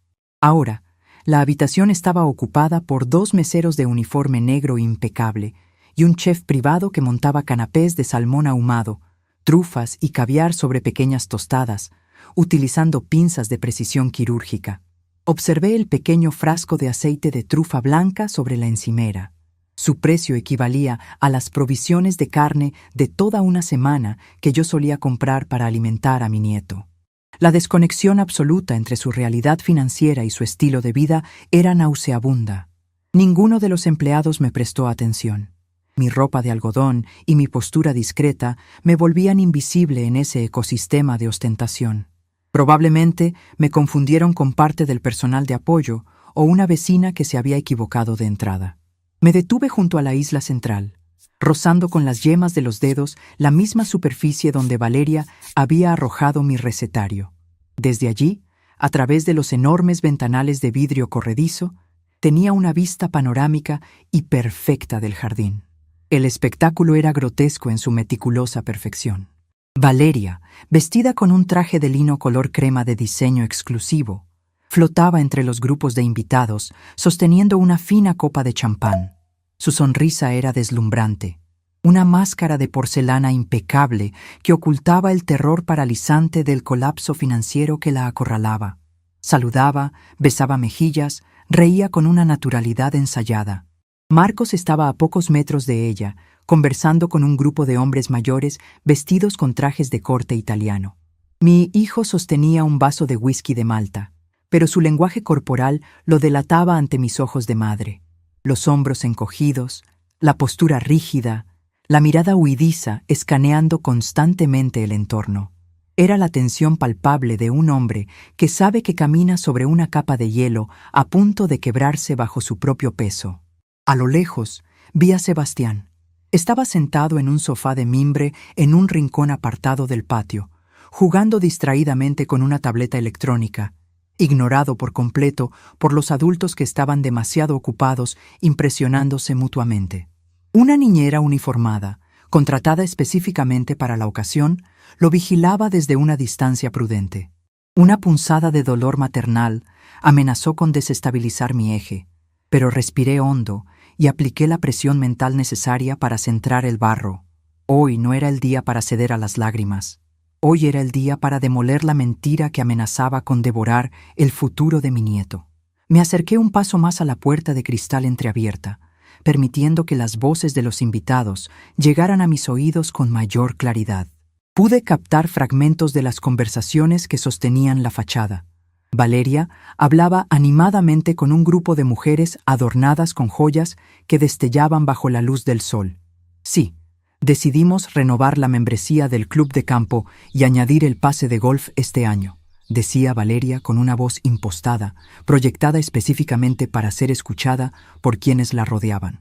Marcos ha tenido un trimestre fenomenal en la firma, asumiendo roles de liderazgo, y mi negocio de decoración está a tope de pedidos internacionales. A veces resulta agotador mantener este nivel de exigencia, pero uno tiene que rodearse de belleza y confort, ¿no creen? La calidad de vida para nosotros simplemente no es negociable. Una de las mujeres, que reconocí de inmediato como Clara, la esposa del jefe directo de Marcos, asintió con un fervor casi reverencial. Totalmente de acuerdo, Valeria. Ustedes son una pareja verdaderamente inspiradora. Tienen un gusto exquisito, impecable. Y esta casa, Dios mío, es simplemente una obra de arte moderna. Gracias, Clara. Nos costó muchísimo esfuerzo construir nuestro propio espacio, sin depender absolutamente de nadie. Mintió Valeria, sin inmutarse, sin un solo titubeo en la voz.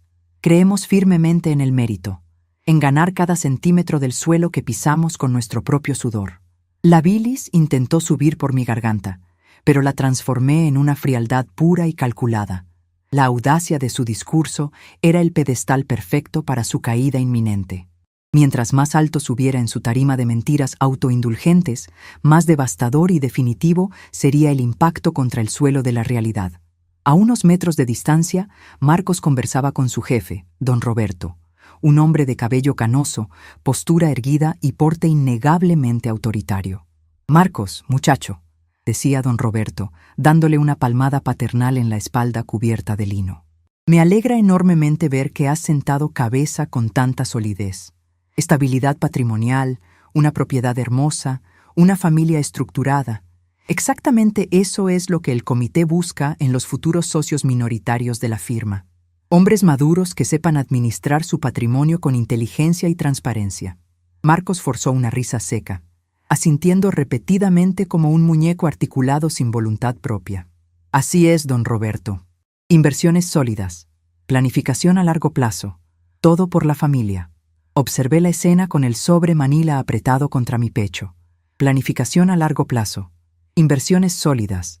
El cinismo de mi hijo operaba como un cuchillo en mi memoria. Se estaba apropiando descaradamente del sudor de Rubén, del sacrificio de mis manos agrietadas por la arcilla, para comprar la aprobación de un círculo social que lo descartaría en el instante exacto en que descubrieran que no tenía un solo centavo real a su nombre. El murmullo general del jardín se interrumpió abruptamente cuando Valeria golpeó suavemente el borde de su copa de cristal con una cucharilla de plata. El sonido agudo, limpio y exigente, cortó la música de jazz y reclamó la atención absoluta de todos los presentes. Los 50 invitados detuvieron sus conversaciones y se giraron hacia ella. Marcos caminó rápidamente hacia su lado, rodeándole la cintura con un brazo tenso, posando para la audiencia. «Amigos, familia, queridos colegas», comenzó Valeria, proyectando su voz con la seguridad inquebrantable de una actriz principal en su gran estreno. «Queremos agradecerles profundamente a todos por acompañarnos hoy. Este almuerzo no es solo para celebrar nuestro aniversario de bodas, sino para celebrar el éxito, la perseverancia y los frutos tangibles de nuestro trabajo duro a lo largo de estos años». Los invitados sonrieron con complacencia y levantaron sus copas en un gesto colectivo de asentimiento. «Marcos y yo hemos construido este hogar desde cero», continuó, su voz destilando una arrogancia embriagadora que llenaba el jardín. «Hemos seleccionado cuidadosamente cada detalle, cada material importado, cada rincón, para asegurarnos de que esta casa refleje exactamente quiénes somos. Un refugio de buen gusto, de esfuerzo propio y de excelencia innegociable. Porque, como siempre digo, uno debe aspirar a lo más alto en la vida y no conformarse nunca con la mediocridad de los que no se esfuerzan». Ese fue mi pie de entrada, la señal inequívoca de que la temperatura del horno había alcanzado su punto crítico. Empujé la puerta de cristal corrediza con una mano firme. El pesado panel se deslizó por el riel de aluminio con un chirrido metálico que rasgó el silencio atento y reverencial del jardín. Salí al exterior, dejando atrás la cocina y adentrándome en el impecable césped verde bajo la luz directa del sol. Caminé despacio, con pasos firmes, rítmicos y medidos, abriéndome paso directamente por el centro de la reunión. Mi presencia disonante en medio de tantos trajes de lino a medida y vestidos de seda generó un murmullo inmediato de confusión. La gente se apartaba instintivamente a mi paso, mirándome con extrañeza. Algunos, como los padres de Valeria, reconocieron mi rostro de antiguas visitas y fruncieron el ceño. Otros simplemente veían a una intrusa incomprensible interrumpiendo el momento cumbre de la anfitriona. Valeria me vio cuando estaba a escasos 10 metros de ella. Su sonrisa triunfal se congeló en el acto. El color huyó de su rostro con tanta rapidez que el rubor del maquillaje quedó expuesto como una mancha artificial sobre piel muerta. Su mano tembló violentamente, derramando un chorro de champán sobre la falda de su inmaculado vestido crema. Marcos abrió los ojos desmesuradamente, soltando la cintura de su esposa, como si la tela lo hubiera quemado físicamente. «Mamá», susurró mi hijo, pero en el silencio sepulcral que había descendido sobre el jardín, la palabra resonó como el preludio de un trueno. No me detuve hasta estar exactamente frente a ellos, posicionándome en el centro geométrico del círculo de invitados, justo al lado de la gran mesa principal donde se exhibían las opulentas bandejas de plata con mariscos, cortes de carne y el dichoso caviar. El silencio era absoluto, denso, asfixiante. 50 pares de ojos estaban clavados en mí, esperando una explicación. «Lamento profundamente interrumpir un brindis tan conmovedor», dije. Mi voz no era un grito histérico ni un lamento. Era el tono pausado, claro, gélido y sereno de quien lee una sentencia inexorable. Pero escuché desde la cocina que estábamos celebrando el esfuerzo propio, el mérito independiente y la aversión a la mediocridad. Me pareció el momento adecuado para traer un regalo de aniversario que refleja exactamente esos altos valores morales. Valeria recuperó el aliento de golpe. Sus ojos brillaron con una mezcla tóxica de pánico puro y furia homicida. Dio un paso amenazante hacia mí, intentando bloquear mi figura de la vista de los invitados más importantes, y bajó la voz a un siseo desesperado y venenoso. «¿Qué diablos haces aquí? Vete de mi propiedad ahora mismo o llamaré a la seguridad del fraccionamiento para que te saquen a rastras». Escupió entre dientes, luchando por mantener una mueca plástica y forzada para los espectadores que la observaban atónitos. «Esta no es tu propiedad, Valeria», respondí, sin alterar mi volumen, sin retroceder un milímetro, asegurándome de que cada palabra llegara nítida a los oídos de don Roberto y de los padres de mi nuera. «Esta casa es un decorado teatral financiado íntegramente por las porquerías de pobre que tanto desprecias». Un jadeo colectivo y ahogado recorrió a los invitados. Clara, la esposa del jefe, se llevó una mano al pecho. Don Roberto frunció el ceño profundamente, avanzando un paso para no perder ningún detalle de la confrontación. Los padres de Valeria intercambiaron miradas de horror escandalizado, sin atreverse a intervenir. Levanté mi viejo cuaderno azul. Lo sostuve en alto por encima de mi cabeza, dejando que la luz brillante del mediodía iluminara sin piedad sus bordes deshilachados, sus tapas gastadas y sus manchas oscuras de aceite y tiempo. «Hace exactamente 3 días», continué, dirigiéndome a la audiencia, pero manteniendo mis ojos clavados como dagas en mi nuera. La elegante anfitriona de esta maravillosa velada me arrancó este cuaderno de las manos y lo tiró al cubo de la basura. Me dijo, y cito textualmente, para no faltar a la verdad, que en esta casa se comía gourmet y no mis porquerías de pobre. Me gritó que mi presencia, mis costumbres y mi comida llenaban su exclusivo hogar de olor a pensión barata. Marcos levantó las manos en un gesto de súplica patética y humillante. «Mamá, por el amor de Dios, te lo ruego, no hagas esto aquí frente a todos. Hablemos adentro. Vamos a mi estudio». «Te lo suplico de rodillas», rogó, con la voz quebrada por el terror a perder su estatus.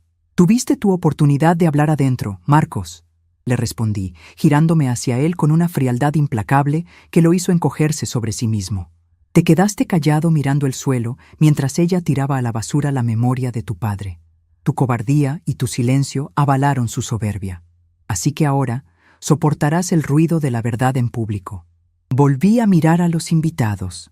Las amigas del club de decoración de Valeria, que minutos antes la reverenciaban, ahora susurraban frenéticamente entre ellas, retrocediendo físicamente como si el fracaso fuera una enfermedad contagiosa. Valeria pensó que este cuaderno asqueroso solo contenía recetas grasientas de una anciana inculta. Expliqué, bajando lentamente el cuaderno y abriéndolo justo por la mitad. Pero mi difunto esposo, Rubén, era un hombre extraordinariamente metódico. Un mecánico de barrio que trabajaba 14 horas al día, con las manos cubiertas de grasa industrial y el cuerpo molido por el cansancio, para asegurarse de que nunca tuviéramos que agachar la cabeza ante nadie. En las últimas páginas de este recetario, Rubén anotó cada centavo que ahorramos durante 30 años de matrimonio. Abrí el cuaderno en las páginas finales y lo giré para que los más cercanos, incluyendo a don Roberto, pudieran ver la caligrafía azul y apretada de mi marido expuesta a la luz del día. Permítanme leerles la verdadera anatomía del éxito y el mérito independiente que acaban de aplaudir, dije, pasando el dedo índice endurecido por la arcilla sobre las líneas escritas. Agosto de 2003, $150. Turno doble manejando el camión de reparto con 39 grados de fiebre. 0 quejas. Septiembre de 2005, $200. Venta de 60 macetas de arcilla horneadas de madrugada. Privaciones familiares. 0 vacaciones en 10 años. 0 lujos. La voz me tembló por una fracción ínfima de segundo, traicionada por el fantasma de Rubén, pero la endurecí de inmediato, tragando el nudo en la garganta. No iba a regalarles mis lágrimas. Ellos no eran dignos de mi dolor. Todo este dinero manchado de esfuerzo, continué, cerrando el cuaderno con un golpe seco que resonó como un disparo en la tensión del jardín, formaba nuestro fondo de retiro intocable. Hasta que hace 2 años, mi hijo llegó a mi humilde casa llorando como un niño asustado. El supuesto negocio internacional de decoración de su esposa estaba totalmente quebrado. El banco había iniciado la ejecución hipotecaria de esta misma casa porque llevaban 6 meses sin pagar una sola cuota. Estaban a días de ser desalojados a la calle. «¡Es mentira! ¡Es una vieja loca, envidiosa y resentida!», gritó Valeria, perdiendo totalmente los estribos. Su voz histérica y aguda destrozó por completo la atmósfera de sofisticación que tanto había cultivado. Avanzó hacia mí con las manos curvadas como garras, dispuesta a atacarme físicamente, pero su propio padre intervino, sujetándola bruscamente por el brazo. «Cállate y déjala hablar, Valeria», ordenó el padre de mi nuera, con el rostro amoratado por la humillación pública, avergonzado del espectáculo denigrante de su propia hija. «No pido que confíen en la palabra de una vieja resentida», anuncié con calma glacial, abriendo el sobre de papel manila frente a todos. Saqué las copias impresas de los recibos bancarios. Aquí está la evidencia moral de su inmensa riqueza. El comprobante oficial de transferencia bancaria número 04892, emitido el 29 de octubre de hace 2 años. $30,000 exactos, transferidos directamente desde mi cuenta personal de viudez a la cuenta hipotecaria de este inmueble para frenar el embargo de emergencia. Caminé directamente hacia don Roberto, el jefe de Marcos, y le tendí la primera de las hojas. El hombre, movido por la gravedad de la situación y la necesidad de proteger los intereses de su empresa, la tomó. Sus ojos expertos escanearon rápidamente los números, el membrete oficial del banco, la fecha y mi firma como remitente. Levantó la vista hacia Marcos y la decepción en su rostro fue tan absoluta que pareció envejecer 10 años en un segundo. «Marcos», murmuró don Roberto, con el tono oscuro y peligroso de quien descubre que ha estado a punto de asociarse con un estafador. «Me pediste un adelanto masivo de tu bonificación el año pasado, jurando que era para una inversión inmobiliaria comercial, y resulta que tu casa estaba en quiebra técnica y pagada en secreto por tu madre.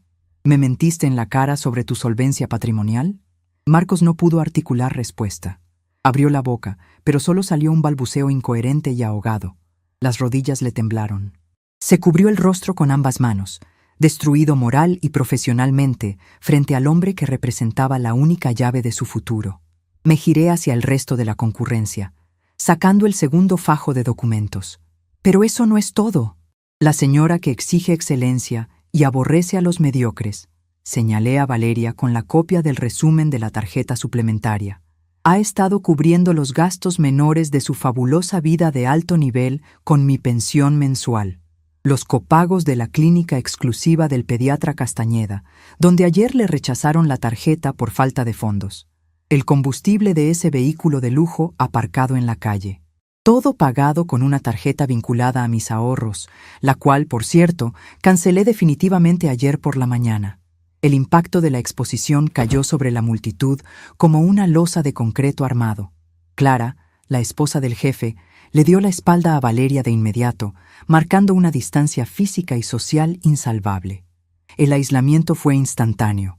Valeria estaba paralizada, respirando con dificultad, el pecho subiendo y bajando erráticamente bajo el lino costoso. Su castillo de naipes no solo se había derrumbado, se había desintegrado frente a las únicas personas cuya opinión ella valoraba más que su propia vida. «¡Tú me prestaste ese dinero!», aulló Valeria, aferrándose desesperadamente a la mentira original que Marcos le había vendido para salvar su matrimonio. «Marcos me lo dijo. Me juró que fue un préstamo pequeño. Los números no mienten y las fechas tampoco», repliqué entregando otra copia del recibo bancario al padre de Valeria, quien la tomó con manos temblorosas y la leyó con horror. «Pregúntale a tu marido de dónde salieron los fondos reales. Pregúntale por qué la directora Silva del colegio bilingüe los citó ayer bajo amenaza de expulsión inmediata por impago de 3 meses. ¿Y por qué tu esposo intentó difamarme diciendo que yo había bloqueado un fideicomiso familiar inexistente solo para ocultar que están en la ruina absoluta? El nombre de la directora Silva fue el tiro de gracia en la nuca de su reputación. Los murmullos estallaron sin control. El escándalo escolar, la insolvencia frente a una institución de élite, era el pecado capital imperdonable en ese círculo social. Valeria giró lentamente la cabeza hacia Marcos. La rabia, la incredulidad y la traición deformaron sus facciones estiradas por los tratamientos estéticos hasta volverla irreconocible. «¿Es cierto?», le siseó Valeria a su esposo, con la voz cargada de veneno. «¿Me mentiste durante 2 años? ¿El colegio de mi hijo? ¿La hipoteca de mi casa? ¿Todo fue pagado por ella?». Marcos bajó lentamente las manos de su rostro.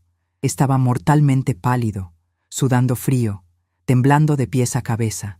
Miró a su esposa, luego me miró a mí con un ruego mudo que ignoré, y finalmente clavó la vista en el suelo de baldosas de piedra del jardín. Asintió de forma casi imperceptible, derrotado por el peso aplastante de la evidencia. «No teníamos salida, Vale. Los cheques de tu negocio rebotaban. Si te decía la verdad, si te decía que éramos pobres, me ibas a dejar». «Eres un inútil asqueroso», estalló Valeria, empujándolo por los hombros con tanta fuerza y odio que Marcos trastabilló hacia atrás. Perdió el equilibrio y cayó de espaldas contra la mesa principal de los canapés. El impacto volcó las bandejas de plata, esparciendo el salmón ahumado, el aceite de trufa y el caviar sobre el césped inmaculado. El ruido de los platos de porcelana fina, rompiéndose en 1000 pedazos, fue la banda sonora perfecta para el colapso definitivo de su falsa sofisticación. Los invitados comenzaron a retroceder de inmediato, profundamente incómodos, buscando instintivamente la salida más cercana hacia la calle. La celebración había muerto.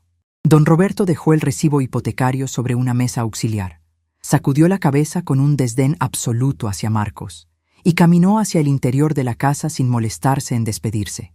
Los padres de Valeria discutían en voz baja y furiosa entre ellos, caminando hacia su vehículo para escapar del escarnio público. Me quedé de pie en el centro del desastre, sosteniendo mi cuaderno azul contra el pecho. No sentí triunfo. No experimenté la euforia barata de las venganzas de las telenovelas. Lo que sentí fue la limpieza estéril, dolorosa pero necesaria, de una herida infectada que finalmente había sido abierta, drenada y cauterizada.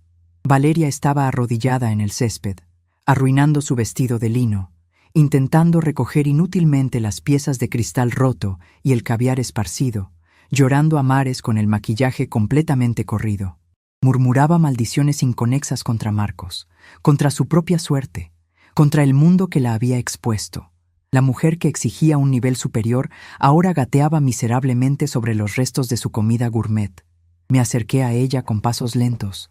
Me detuve a 1 metro de distancia. Valeria levantó la vista, con los ojos inyectados en sangre y el rostro contraído por el odio y la vergüenza absoluta. «El lujo no se compra con mentiras, Valeria», le dije en un tono bajo, cortante, que solo ella y mi hijo, aún tirado en el suelo, pudieron escuchar. «El suelo de porcelanato que pisas, el techo que te cubre la cabeza y el pan que comes todos los días fueron pagados por el sudor de un mecánico cansado y las manos sucias de una alfarera. Espero que a partir de hoy, cada vez que entres a esa cocina inmaculada, huelas profundamente la pensión barata que te salvó de la miseria». Dejé el sobre Manila abierto, con el resto de las copias de las transferencias, sobre la única mesa auxiliar que había quedado en pie. Evidencia moral pura y dura, al alcance de cualquier invitado que aún quisiera revisar los detalles forenses de su humillación. Di media vuelta. Caminé hacia el rincón del patio donde estaba Sebastián. La niñera me miraba con nerviosismo evidente, pero se hizo a un lado rápidamente al ver la firmeza en mis ojos. Me arrodillé frente a mi nieto, que me observaba con sus grandes ojos oscuros, asustado por los gritos y el ruido de los platos rotos, pero extrañamente calmado en su rincón. Le acaricié la mejilla con el dorso de la mano. Sentí el contraste de mi piel áspera contra su piel suave, la misma conexión táctil que me anclaba a la vida. «La abuela te quiere mucho, mi niño hermoso», le susurré, asegurándome de que mi tono le transmitiera paz y seguridad en medio del caos de los adultos. «Cuando el ruido de todo esto termine, mi puerta siempre, siempre estará abierta para ti. Siempre habrá un plato de comida caliente y honesta en mi mesa esperando por ti». Le di un beso profundo en la frente. Me levanté despacio, ajusté la correa de mi bolso sobre el hombro y caminé de regreso hacia la puerta de cristal corrediza. Atravesé la cocina blanca, pasando por encima de la basura emocional y el lujo vacío que dejaba atrás para siempre. Crucé el pasillo largo, salí por la pesada puerta principal de roble y sentí el aire fresco y limpio del mediodía golpearme el rostro. Miriam estaba apoyada contra el capó de su furgoneta, a media cuadra de distancia, observando la estampida de los coches de lujo que abandonaban apresuradamente el lugar. Al verme caminar por la acera con paso firme, la espalda recta, intacta y con el cuaderno azul a salvo bajo el brazo, me dedicó una sonrisa torcida, llena de complicidad, y abrió la puerta del copiloto. Subí al vehículo, cerré la puerta metálica. El sonido del motor encendiéndose ahogó por completo los ecos lejanos de los gritos histéricos de Valeria y los sollozos de Marcos que aún se filtraban desde el jardín trasero. La evidencia moral había cumplido su propósito. La verdad había estallado frente a todos los testigos posibles. El inexpugnable castillo de naipes era ahora solo un montón de cartón mojado esparcido por el suelo, y yo, por fin, volvía a mi verdadero hogar. El trayecto de regreso en la furgoneta de Miriam transcurrió en un silencio espeso, pero profundamente pacífico.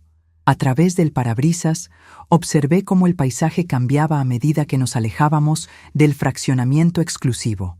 Los muros altos de piedra artificial, las rejas electrificadas y los jardines cortados con regla milimétrica fueron quedando atrás, reemplazados gradualmente por la vitalidad desordenada de nuestro barrio. Las aceras con baldosas flojas, los toldos descoloridos de los comercios familiares, los perros durmiendo al sol en las esquinas y el ruido constante de los autobuses urbanos me dieron la bienvenida. Era el mundo real, crudo y sin filtros, el único lugar donde mis pulmones sentían que podían expandirse por completo. Miriam mantenía ambas manos firmes sobre el volante, con la vista fija en el tráfico del mediodía. Su delantal blanco, aún manchado de harina en los bordes, era un recordatorio constante de la honestidad del trabajo manual. No me hizo preguntas sobre lo que había sucedido en el jardín de Valeria. No me pidió detalles sobre los platos rotos, ni sobre la humillación de Marcos frente a su jefe, ni sobre los gritos histéricos de mi nuera. Miriam pertenecía a esa clase de personas que entienden que, cuando un edificio se derrumba, El polvo que se levanta habla por sí solo. Te prepararé un té de manzanilla cuando lleguemos, dijo finalmente, girando en la calle de mi casa. Tienes las manos heladas, Margarita. Bajé la mirada hacia mis manos, reposando sobre mi regazo. Estaban firmes, sin el menor temblor, pero la piel estaba fría. La adrenalina de la confrontación comenzaba a abandonar mi torrente sanguíneo, dejando a su paso un cansancio antiguo, como si hubiera estado sosteniendo el peso de aquella casa de porcelanato sobre mis hombros durante 3 años y de repente la hubiera soltado de golpe. No te preocupes por el té, Miriam, respondí, esbozando la primera sonrisa verdadera en meses. Lo que necesito ahora mismo es sentir la tierra. Necesito mi torno. Miriam asintió, aparcando frente a mi reja oxidada. Me acompañó hasta la puerta, esperó a que yo introdujera la llave y girara la cerradura, y me dio un apretón en el hombro antes de regresar a su panadería. Al entrar en mi hogar, el contraste acústico fue lo primero que me abrazó. No había zumbidos de refrigeradores inteligentes, ni música de jazz ambiental diseñada para enmascarar el vacío, ni el eco de pasos ansiosos sobre el mármol. Solo el tic-tac acompasado del viejo reloj de péndulo en la pared del salón y el sonido del viento colándose por las rendijas de las ventanas de madera. Caminé por el pasillo. Me quité el abrigo de lana gris y lo colgué en el perchero de la entrada. Dejé mi bolso y el sobre de papel manila sobre la mesa del comedor, pero mantuve el cuaderno azul conmigo. Fui directamente a la cocina, lavé mis manos con jabón en barra y me dirigí a la galería trasera, mi santuario personal. El aire allí olía a humedad fresca, a minerales, a arcilla cruda esperando ser transformada. Me puse mi delantal de lona gruesa, manchado por décadas de trabajo, y me senté frente al torno.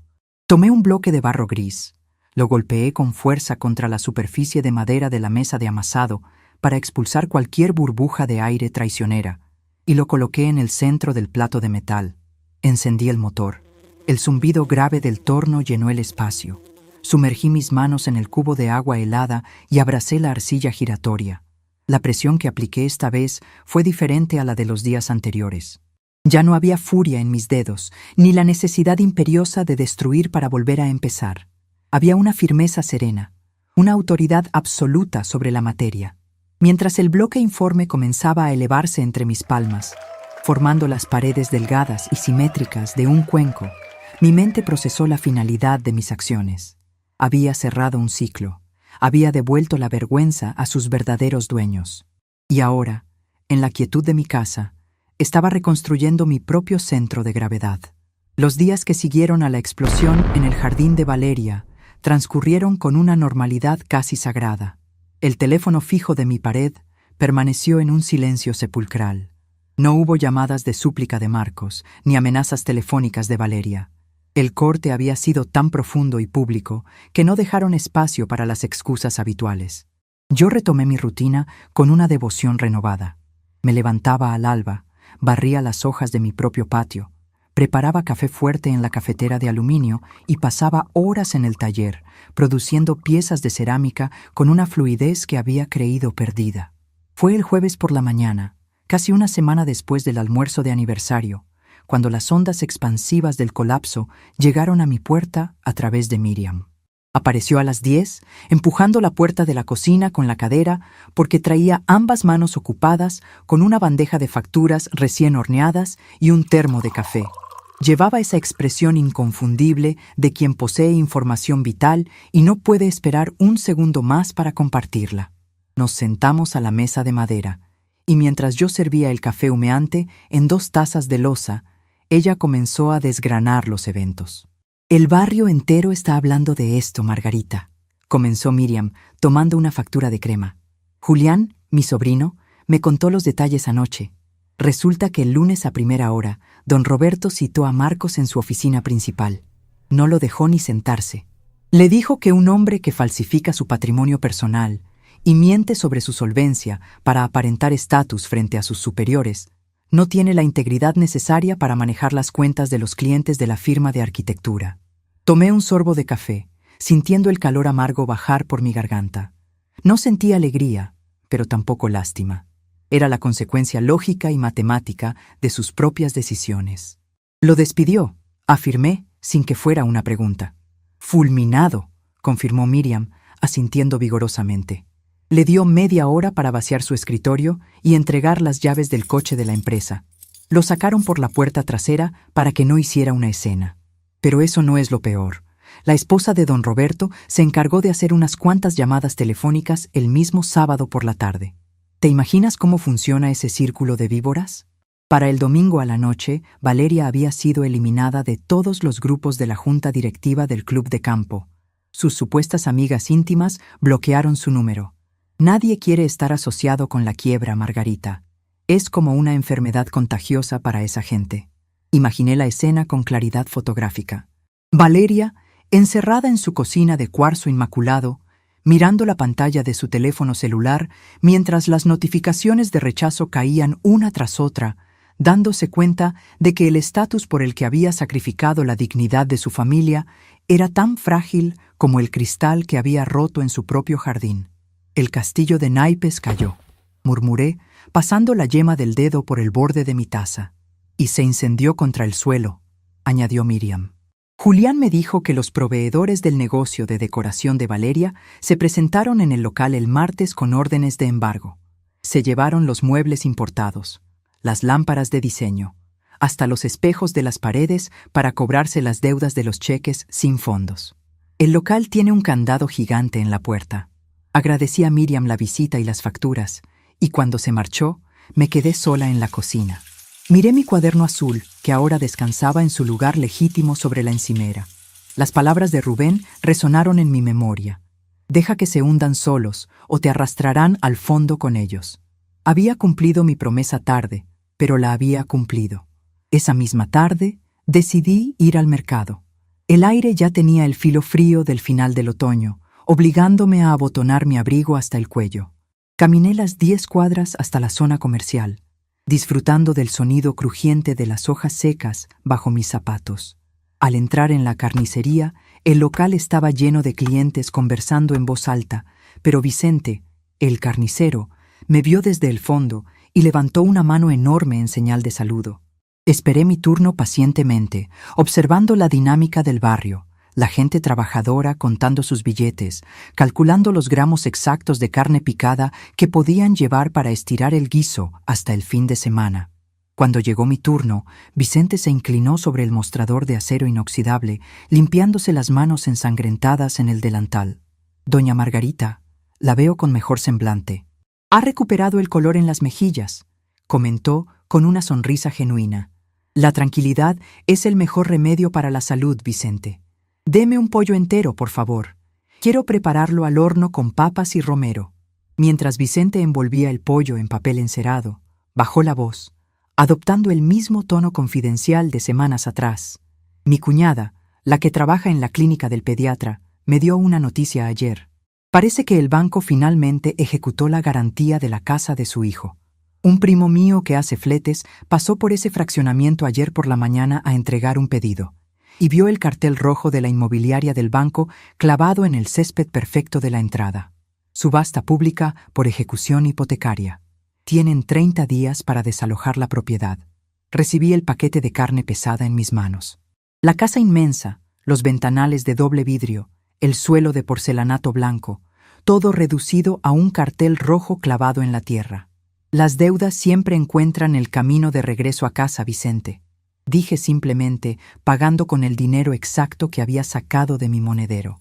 Los meses pasaron, marcando el ritmo implacable de las estaciones. El invierno llegó con heladas nocturnas que cubrían de escarcha los cristales de mis ventanas. Yo me atrincheré en mi hogar, convirtiendo el taller de cerámica en el corazón latiente de mi existencia. El frío exterior contrastaba maravillosamente con el calor infernal del horno eléctrico cuando horneaba mis piezas. La producción aumentó. Una tarde, el dueño de un restaurante tradicional que había abierto a unas manzanas de distancia vio una de mis fuentes de barro en el escaparate de la panadería de Miriam. Me buscó, impresionado por la textura y la resistencia del esmalte, y me encargó la vajilla completa para su local. 60 platos hondos, 40 fuentes de servir, docenas de cuencos. El trabajo fue monumental. Mis manos volvieron a agrietarse, mis hombros dolían al final del día, Pero cada noche, al meter mis manos en agua caliente con sal gruesa, sentía una satisfacción profunda y honesta. El dinero del encargo fue suficiente para reparar el tejado de mi casa, que llevaba años filtrando humedad, y para pintar la fachada de un color terracota cálido. Estaba reconstruyendo mi vida, ladrillo a ladrillo, bloque de arcilla a bloque de arcilla, sostenida por mi propio sudor y no por el sacrificio ajeno. Fue a mediados de agosto, cuando los vientos helados comenzaban a ceder ante la promesa lejana de la primavera, que el pasado volvió a llamar a mi puerta. Era un martes por la tarde. Yo estaba en la cocina, picando cebollas, zanahorias y apio para un guiso de lentejas. El olor penetrante y hogareño del sofrito llenaba el ambiente, empañando ligeramente los cristales de la ventana que daba a la calle. Escuché el timbre. Un sonido corto, vacilante, casi tímido. Me limpié las manos en el delantal, apagué el fuego de la hornilla para evitar accidentes y caminé por el pasillo. Al abrir la pesada puerta de madera, el viento frío del atardecer me golpeó el rostro. Allí estaba Marcos. El impacto visual fue tan drástico que tuve que parpadear 2 veces para asegurarme de que era mi hijo. Atrás habían quedado los trajes de lino italiano, los zapatos de cuero pulido y la postura arrogante del ejecutivo exitoso. Llevaba una chaqueta de abrigo común, gastada en los codos, y unos pantalones de mezclilla oscuros. Su rostro había envejecido una década en apenas medio año. Tenía ojeras profundas, la piel pálida, y los hombros hundidos bajo el peso de una derrota absoluta. Pero no estaba solo. Aferrado a su mano derecha, envuelto en una bufanda de lana roja que le cubría la mitad del rostro, estaba Sebastián. El niño llevaba una mochila escolar gastada y me miraba con esos ojos enormes, buscando refugio. «Hola, mamá», dijo Marcos. Su voz era un susurro áspero, desprovisto de cualquier atisbo de orgullo. Me quedé en el umbral, llenando el marco de la puerta. No me hice a un lado de inmediato. La compasión automática de la madre había muerto el día que él permitió que tiraran mi historia a la basura. «Marcos», respondí, con un tono neutro, sin hostilidad, pero sin calidez. Él tragó saliva, frotándose la mano libre contra el pantalón en un gesto de nerviosismo evidente. «El banco nos echó hace 4 meses. Nos quitaron los coches, embargaron las cuentas que quedaban. Valeria…» Hizo una pausa y vi cómo la mandíbula se le tensaba. Valeria no soportó la caída. Cuando tuvimos que mudarnos a un departamento de 2 ambientes sobre una avenida ruidosa en el sur de la ciudad, hizo las maletas. Se fue a vivir a la casa de sus padres. Pidió el divorcio. Me dejó con las deudas que estaban a mi nombre. Escuché su reporte forense de la destrucción sin interrumpir. La soberbia de Valeria, incapaz de sobrevivir en la pobreza, había tomado la salida más predecible. Y Marcos, que había vendido su lealtad por mantener a una mujer que solo amaba su billetera, ahora estaba solo, cosechando las cenizas de su propia cobardía. «Trabajo en un depósito de materiales de construcción ahora», continuó Marcos, bajando la mirada hacia las baldosas flojas de mi acera. «Hago inventarios en el turno de noche. No es mucho, pero me alcanza para pagar el alquiler de una habitación y la comida. Sebastián está yendo a la escuela pública del barrio». El silencio se prolongó. Marcos no pidió perdón. Sabía que las palabras de disculpa no tenían ningún valor en mi casa, que el perdón no se exige, se demuestra con el tiempo. Miré a Sebastián. El niño temblaba ligeramente por el frío de la tarde. «Tú decidiste tu camino, Marcos, y las consecuencias te pertenecen enteramente a ti. No voy a pagar tus deudas, no voy a cocinar para ti, y no voy a solucionar tu vida», dije, pronunciando cada palabra con una claridad cristalina que no dejaba espacio a malas interpretaciones. El hombre que miró el suelo mientras humillaban a su madre en su propia cara, se queda de ese lado de la reja. Marcos asintió lentamente. Una lágrima solitaria trazó un camino sucio por su mejilla pálida, pero no intentó limpiarla. Aceptó la sentencia con la resignación del condenado que sabe que el juez tiene toda la razón. «Lo sé, mamá. Lo sé y lo acepto», murmuró, soltando suavemente la mano de su hijo. «No vine a pedirte nada para mí, pero Sebastián no tiene la culpa de mi estupidez. Extraña tus comidas, extraña tu casa. Hoy cobré mi semana y Me preguntaba si podías dejarlo cenar contigo esta noche. Yo me quedo afuera. Puedo caminar por el barrio y volver a buscarlo en 2 horas. Solo quiero que él esté en un lugar cálido un rato. Miré a mi nieto, el niño de los ojos tristes que había dibujado a su abuela en un cubo de basura. El amor no es ciego, pero tampoco es cruel con los inocentes. La barrera que había construido para protegerme de los adultos no aplicaba para el niño que aún tenía salvación. Di un paso atrás, abriendo la puerta por completo. «Entra, Sebastián. El guiso de lentejas está casi listo», le dije al niño, suavizando mi voz por primera vez. Sebastián soltó su mochila, corrió hacia mí y me abrazó por la cintura con una fuerza desesperada. Sentí el olor a frío en su cabello y el calor de su pequeño cuerpo contra mi delantal. Le devolví el abrazo, apoyando mi mano áspera en su espalda, reafirmando el ancla que le había prometido en aquel jardín el día del derrumbe. Levanté la vista hacia Marcos. Estaba de pie en la acera, encorvado, observando la escena con una mezcla de alivio y dolor insoportable. Le sostuve la mirada un segundo más. «Vuelve a las 8 en punto. No toques el timbre. Yo lo sacaré a la puerta», le ordené. «Gracias», susurró él, dándose la vuelta y comenzando a caminar lentamente por la calle oscurecida, hundiéndose las manos en los bolsillos de su chaqueta raída. Cerré la puerta, asegurando la cerradura, dejando el frío y los errores de mi hijo afuera. Guié a Sebastián por el pasillo hasta la calidez de la cocina. El aroma del sofrito de lentejas, tocino ahumado y pimentón dulce nos envolvió como una manta protectora. Lo ayudé a quitarse el abrigo y la bufanda, y le indiqué que se sentara en la silla de madera frente a la mesa principal. El reloj de pared marcaba las 6:30. Encendí nuevamente el fuego bajo la olla de hierro fundido, dejando que el guiso retomara su hervor lento y constante. Mientras revolvía la comida con una cuchara de palo vieja, escuchaba la respiración tranquila de mi nieto a mis espaldas. La casa ya no se sentía inmensa ni llena de ecos. Se sentía exactamente del tamaño correcto, llena de un silencio pacífico que había sido ganado a base de firmeza.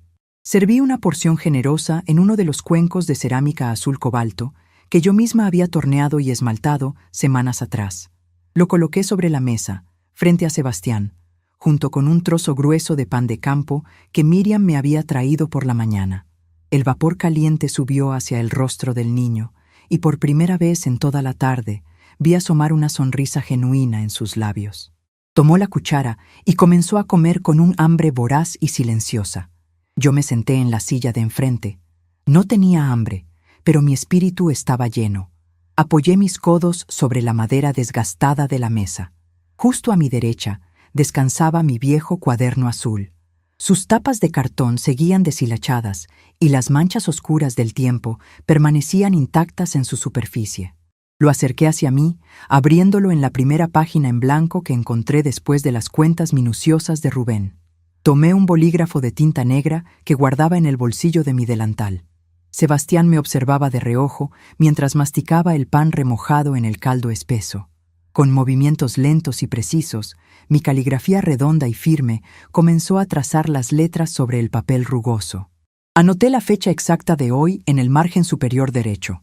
Luego, en el centro de la hoja, escribí el título con cuidado: «Guiso de lentejas para los días de frío». Debajo del título, en lugar de comenzar con los ingredientes, escribí la primera instrucción real de la receta. La instrucción que garantizaría que esta comida siempre tuviera el sabor correcto. El primer paso para alimentar a quienes amas es asegurarte de que la mesa donde se sientan esté construida sobre la verdad.